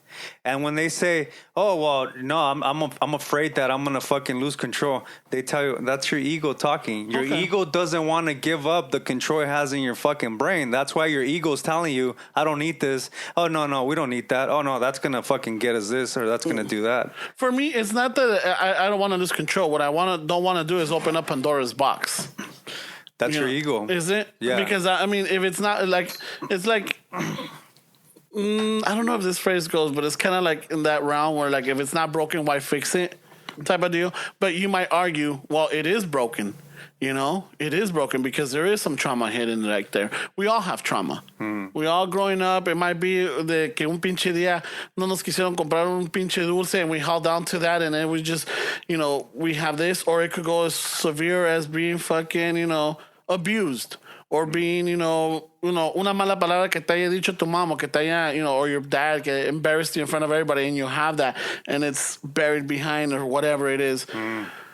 It could be that. It could be very minimal. It could be very severe, right? But the thing is my whole thing, my way of viewing it is if it's not broken, why fix it? Why am I gonna open up Pandora's box? I'm functioning pretty well. I could understand if I'm like fucking shit on the ground, no tengo nada, and I keep going back to this, that there's something that I can't resolve. There's something still there that I need to find the truth about. You know, some people look for it. Hay otros, I don't know if it's about me. I'm not going to say I'm fucking perfect. No, because I'm not. I have issues. I have issues growing up with my family, with my brother, with my dad, you know, with, you know, all these little things. But and that stuff's affecting you as an adult. Okay. It's making you... We all have addictions, way.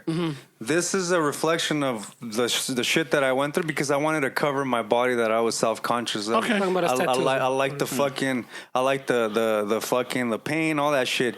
You have stuff... Yeah. You have stuff that's a reflection of traumas that you had as a kid. So for you to say like, well, I have it under control... I don't see that. Yeah. The attention, that stuff that people that are professionals in this realm will be like, Ramon, you have to take care of that. That's something. Okay. Why are you like that? So it's all stuff where we all have. I'm not saying I'm fucking. No. I have a lot of fucking issues where. I mean, I'm sure between the three of us, we all have our different Between issues. our listeners, everybody, we all have issues where the important thing is to accept that you have shit. Not to say, oh no, I got it, I'm good.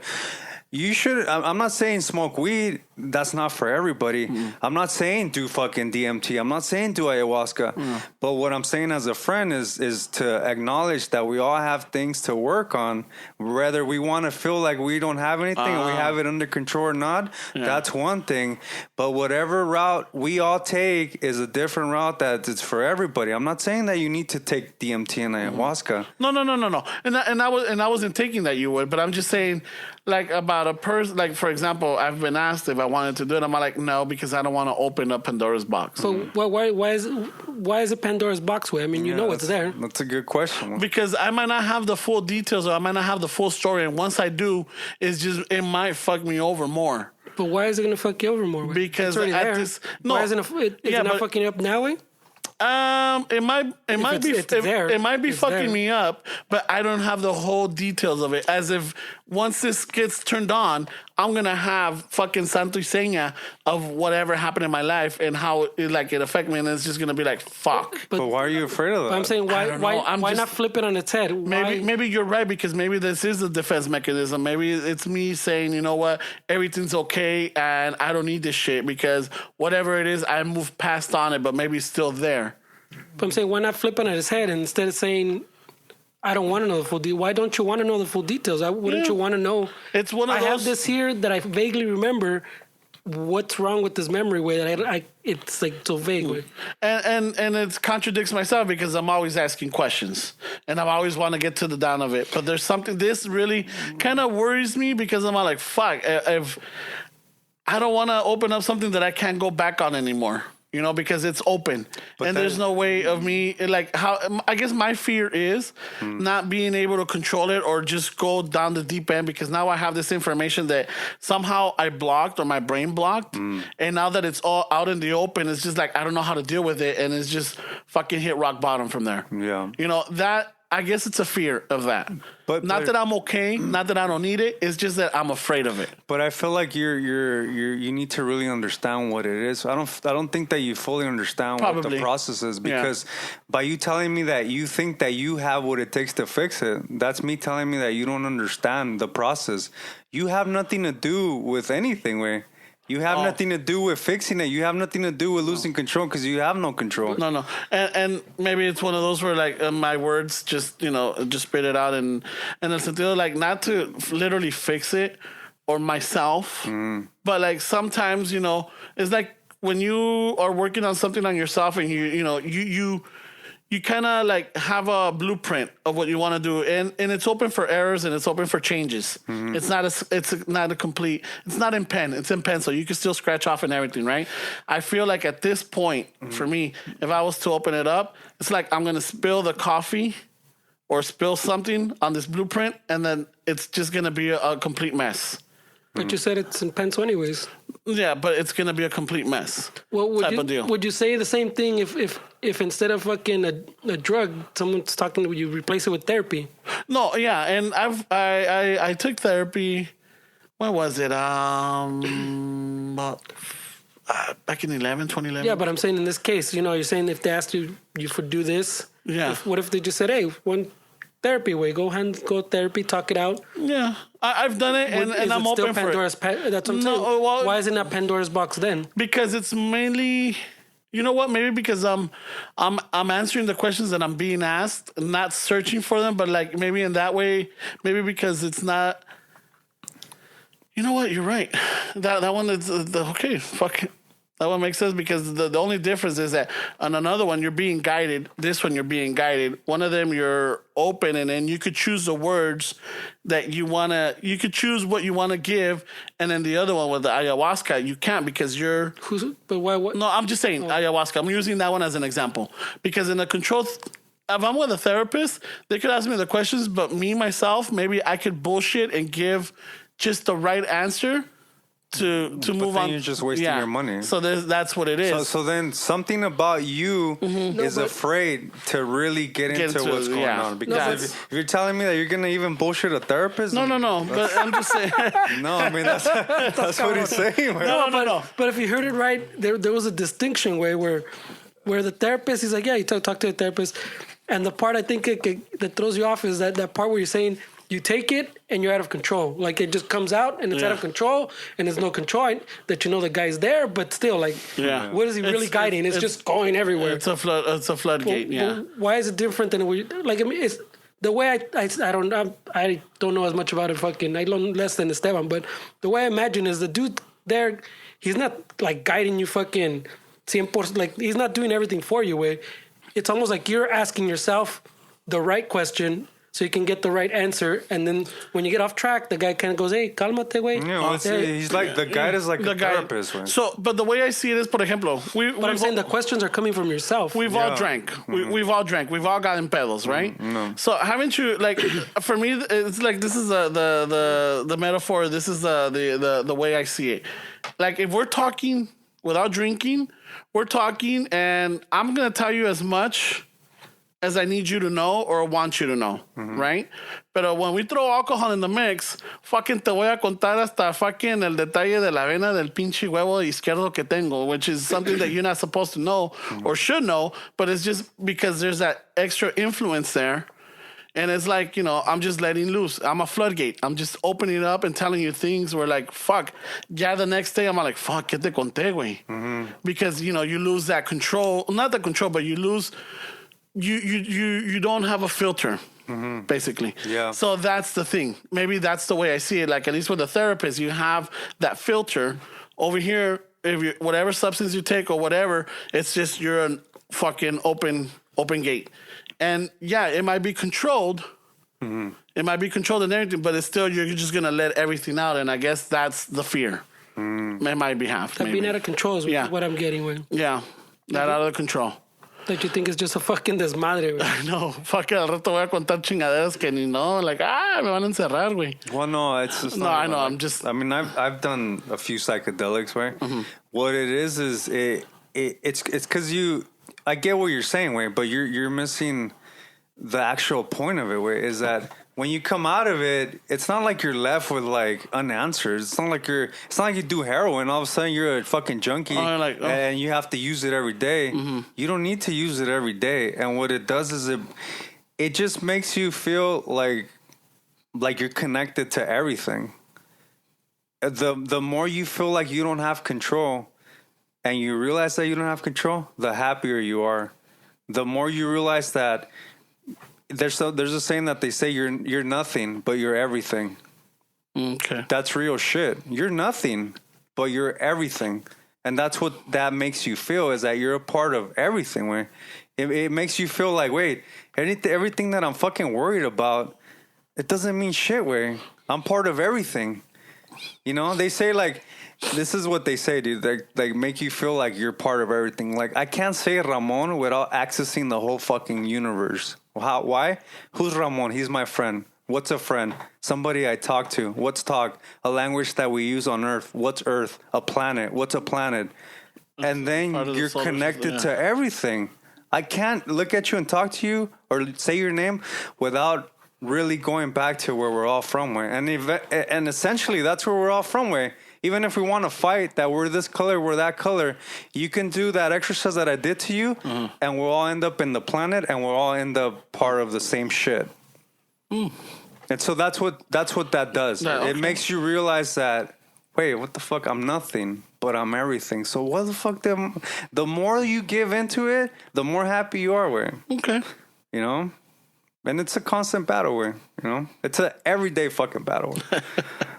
Right now, I'm working on accepting death, that's my shit right now, because I feel like being afraid of dying is keeping me from being happy, from doing shit, because selfishly, I feel like, I still have to do this. I still have to do that. What if I die? What if I don't get this done? What if...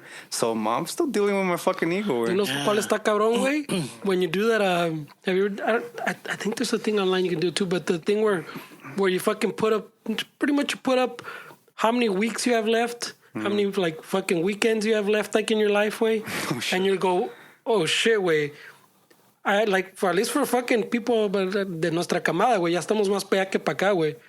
So like a typical lifespan, like you see all the fucking exes. All these weekends are gone, all these weeks are gone, and this is what you have left. You go, oh shit, way, that's that cabrons. Yeah. Like when you see it down like on a screen or a paper, way.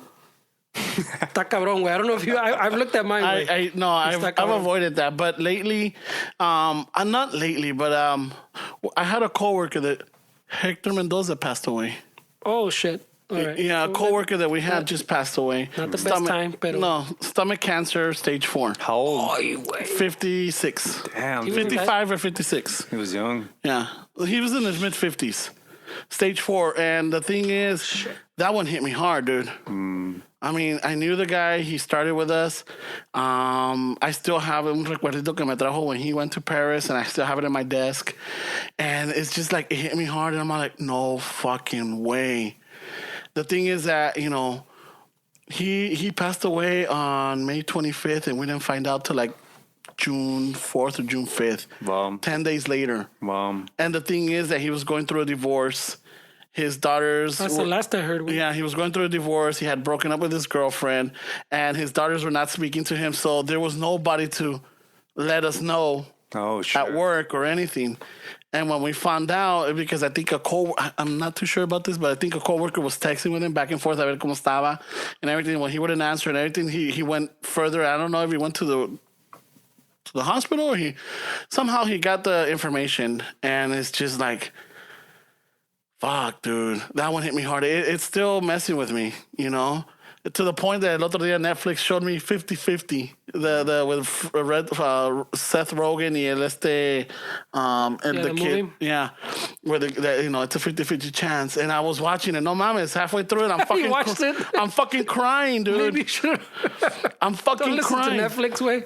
I am fucking crying, dude. At the end, it's like, hijo de su puta madre. I'm like, no chingues. Why would you watch this movie, way? Dude, I don't know, dude. And then all fucking weekend, I've been all fucking senties and shit. I'm in Santa Barbara on Saturday. I see a book about fucking the dogs, you know, like, you know, your best friend, the dog or whatever. And I start reading it like, you know, who's always waiting for you when you get home from work? And I'm like, I'm in this fucking new age shop, fucking crying. Are you crying right now? I am. Fucking los ojos se me arrasan, ¿Por qué te güey. pegó tan duro, though, güey? What do you think? Because it's getting to that point. It's not like you're buddies, güey. No, but it's getting to that point now where, like, I have to start preparing for my parents, for family, for my friends, for loved ones. We're all getting up. We might be in our 40s, some in our 30s, but we're getting to that stage where, like, you know, people are going to start dropping. Yeah. They're going to start dropping. And it's just like, fuck, am I ready? I'm like, it's not that I'm ready, but it's like, holy shit. Yeah, it gets real, güey. It starts getting real. And I'm like, and then when you start hearing your coworkers or your neighbors or your friends or whatever, it's like, fucking or family members. That on Friday, another family member passed away. No. It's like, son of a bitch. It's like, okay, now it's getting too fucking, not that it's getting too real, but now it's like happening more, you know? Because, yeah, I'm remembering my tia, when I was little, my tia was there.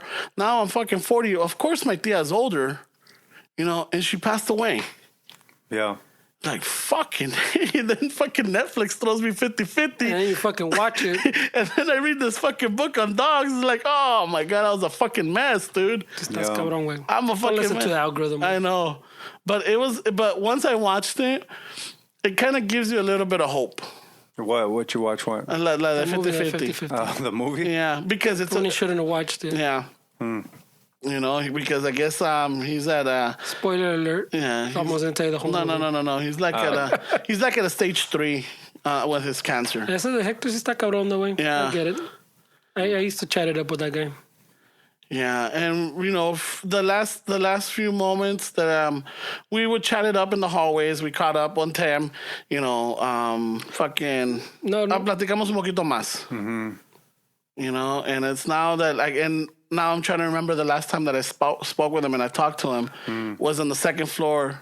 I'm going to the engineering department and he's coming out of the restroom, and we spent like maybe not even a minute pleasantries. Hey, what's up, Hector? Hey, what's up, Ramon? How's it going? No, pues aquí, everything good, Simon.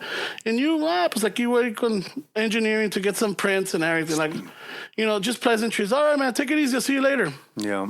Didn't see him again. Yeah.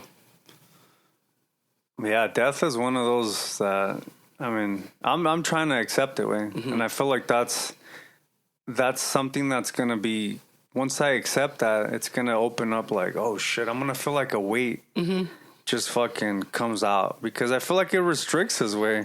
I feel like thinking that we're going to die keeps us from doing shit, way, you know?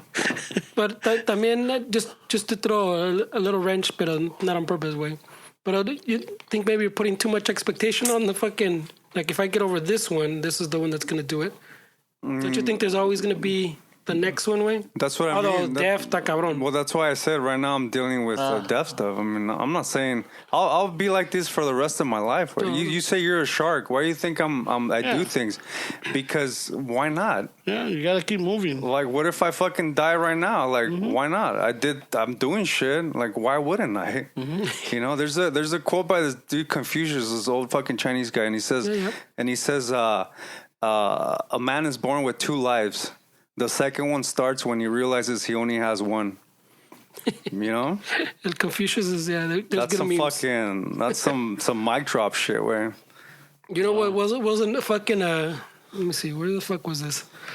Can't remember, but in fucking, in Avengers, there's a good one too. Remember the mom when he's talking, did you see Avengers? No. The mom is talking to Thor and, ¿cómo le dice? It was about a fucking, you know, he's all fucking... That weeds, pero el pinche, he's all weeds that he failed or whatever. And she tells him something along the lines that it's okay because he failed at being who he thought he was like supposed to be, when you just have to worry about being like great at who he was expected to be. I already fucked it up. He failed at being who he was expected to be, but he should just worry about being who he is, like who he's supposed to be. Yeah. So stop worrying about your expectations and all that shit, way, or what they say you need to do and all that. Madre. Yeah, I always think it's like bullshit when people say fucking like... acted up machine, pero No, but I get it. I think it's bullshit when people say, hey, just be yourself. Like, just be yourself. Yeah. Dick, I fucking piece of shit that I am. Myself needs work. Yeah, and there's a lot Myself of, doesn't cut it. There's a lot of things like that people do for like, yeah, you want to be nice. Hey, just be yourself. Oh, everything's gonna be okay. Yeah. It's like, well, look, before everything's gotta be okay, I have to be okay. Yeah, well, it's more like you have to become yourself, way. Like pretty much what this guy's saying, way. Like you have to become yourself, but you can't force it. Do nothing, and it's like you can't. You have no control. Fuck, what a downer, man. Oh, Definitely not a downer. This is what you said. Everyone fails at who they're supposed to be. A measure of a person is how well they succeed at being who they are. So I was like, oh shit. That's a pretty good line for a fucking it's not bad. Avengers movie, way. But see, why is it down, way? No. That's not what a I downer. mean. That's what I mean. Not a downer. Look, you gotta stop taking a lot of the stuff that I say, to the word. No, but I mean, it feels like we're trying to help each other with this conversation. No, en el sentido de que we say, sometimes maybe it might be a filler word. If anything, it's a filler word because maybe I don't know what else to say. Maybe I should just stay quiet. No, you shouldn't stay quiet. No, but so my filler word is like, fuck, what a way to end in a down, like, No. Era en el sentido de like It's trying not a to downer, way. No, but I was trying to make it like a fun joke, not a fun joke, but trying to make a joke out of it, but no me salió. Yeah. En ese sentido, like, because I even turned out like, wow, what a way to end it on the downer. Todos vamos a morir. Good night. En ese sentido, but Pretty much. But it's me, I guess, trying to like, all right, fucking de esto. I don't know, maybe trying to not liven it up, but just trying to make a joke to move on. En ese sentido, so that's why it's not like, why is it a downer? Like, no, don't break it down. Like, why is it a don't break downer, it down because I'm gonna. My whole thing was just to like, yeah, okay, all right. That was it. All right. Good explanation of nothing. Why is it a downer, bro? Oh my god. It's not a downer. I didn't think it was downer either way. No. We're all gonna die. Okay. How's that a downer? You know what? We need to get over it, but yeah. Fuck. All right.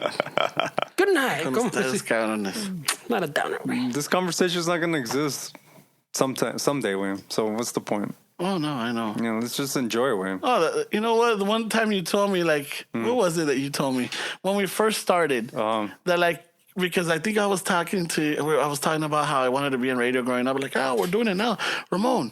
This is already saved. You're already have this. This is gonna be forever type of deal. I'm all like, holy shit, that's right. And that's where I'm at. It's like, sea lo que sea. We're leaving a stamp. We're leaving something behind. I'm not leaving a kid. I'm not leaving a last name. I'm not leaving, the next anything. But if anything, we're leaving some humor. We're leaving some conversations. We're leaving some thoughts. We're leaving some deep thoughts.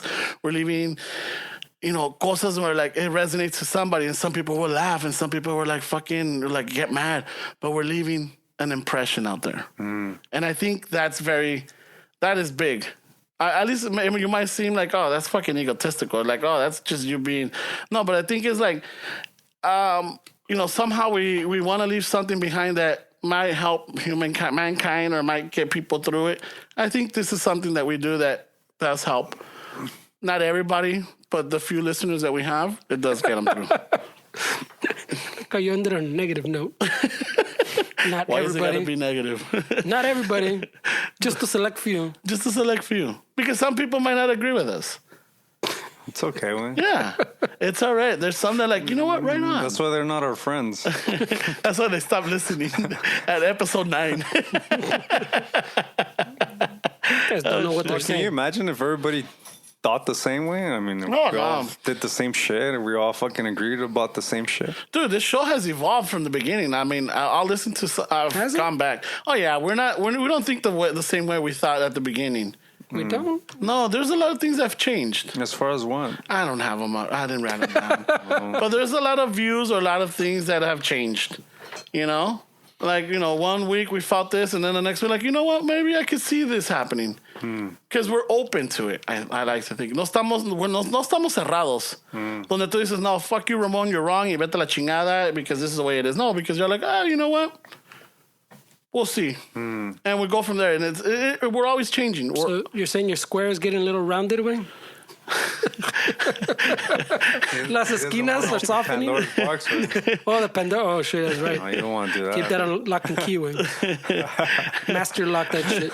Bueno, pues, I think we should start in because ya On that negative note. Me va a tronar el boli, güey. On the negative note, yeah. On that negative On note. a negative note, he says. Oh, shit. Damn, Ramon fucking had shit on his chest today. Was it me? I'm gonna have to cut out the whole middle of the episode, güey. No, Ramon. I think it was all of us. What? It's you, me, Fernie. It's like it was all of us. This brings the Ramon show to a Oh, conclusion. fucking A. No. Stop saying that, dude. It's not the Ramon show, man. I'm just saying. It's the Chicano Shuffle, man. Stop saying that because This negative podcast was brought to you by Yeah. Chicano Shuffle. This downer. This Why downer segment. Why is it gotta be a Ayahuasca. downer, bro? Every downer, bro. Except that you're going to die, right? Why is that downer? All right. Bueno, con eso, no, like for the last episodes, I haven't written anything down. I just, hopefully He's winging it, bro. I'm winging it. His edges are round. Yeah, so just fucking, I'm just gonna go off de lo que me acuerdo. Fucking shout out to Andy Reese Jr. Si se puede. ¿El qué? Shit, did we get a car or what? No, Something- fucking. No way. That's a little late for fucking. I don't know. I don't know, right? We're still waiting. Shit, it is a little late. We've been waiting a long ass time. All right, so that was it. We have Fernie's pulling up the Oh, el pinche, the fucking dude we met at the fucking thing. oh, I can't read it from here. Just read it. Just Diego, read- remember your fucking Okay, compa Diego. Okay, thank you, Diego. What's his fucking- last name? Oh, yeah. Gutierrez. All right. He's a cool dude. Yeah, yeah. That was a 626 guy, fucking tough Yeah, kid, tough the kid. San Gabriel. Down the street or somewhere. Yeah, fucking thank you, Gabriel. There was another one. I think it was Arturo from. Well, but this guy fucking went home and went down on the Patreon, eh? Yeah, that's awesome, dude. Chingon. He stopped- sent me an email too. He swung by and then said, "Yeah, these guys are legit. Yeah. They're for real." A shout out to El Compa Mark. He's coming from Corpus Christi. He's coming down to LA for family vacation. So he was hitting me up on what to do over here. Lo mandé to all the square places, way. Oh, really? No. The square. Hey, square peg. Don't go over here. There's too many dispensaries. Yeah, That means crime. It smells too much like skunk. Yeah, There the is- devil's lettuce is out of control here. Out of control. Nomás si le dije, just plan accordingly because traffic is a bitch over here. That's it. I told him, consider taking the train or using public transportation in certain parts.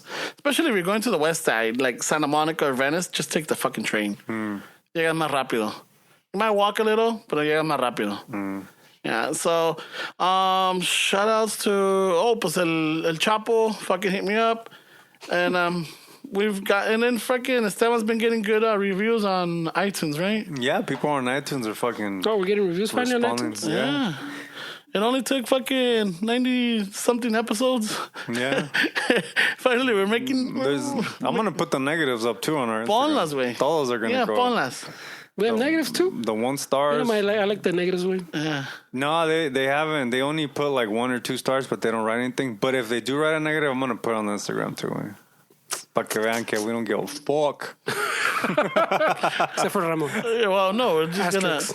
gonna just have to bring it up like we did bring up El Barto. Fuck Well, these people. we brought up El Bardo. Acuérdate, we brought up El Bardo because it has No, been he- bugging Ramon For all like 2 or week. 3 weeks, güey. Quedaste todo herido with that. What's up with this guy? Then some guy Why? said that. Why do you think this happened? Yeah, no, everybody's always going to complain, güey. Nobody's happy. Nobody's happy. Right, güey. I What was was it that you said the other day? Fucking the internet. What? It was like, yeah, man, the internet's always got something to complain about. That was after the episode. I was running like, dude, we should have said that one. The internet's always got something to complain about. I'm like, you know what? Truer words have never been said. All right, y sí, con eso, just don't forget, we're gonna be out. If you're gonna be out in the Redlands area, if you don't plan on being, please roll on by. We're gonna be at the Lowrider Magazine Car Show in Redlands, August 10th. We'll put up more information as we go along. Help us out with Patreon. We did our first live call today, or our first call in.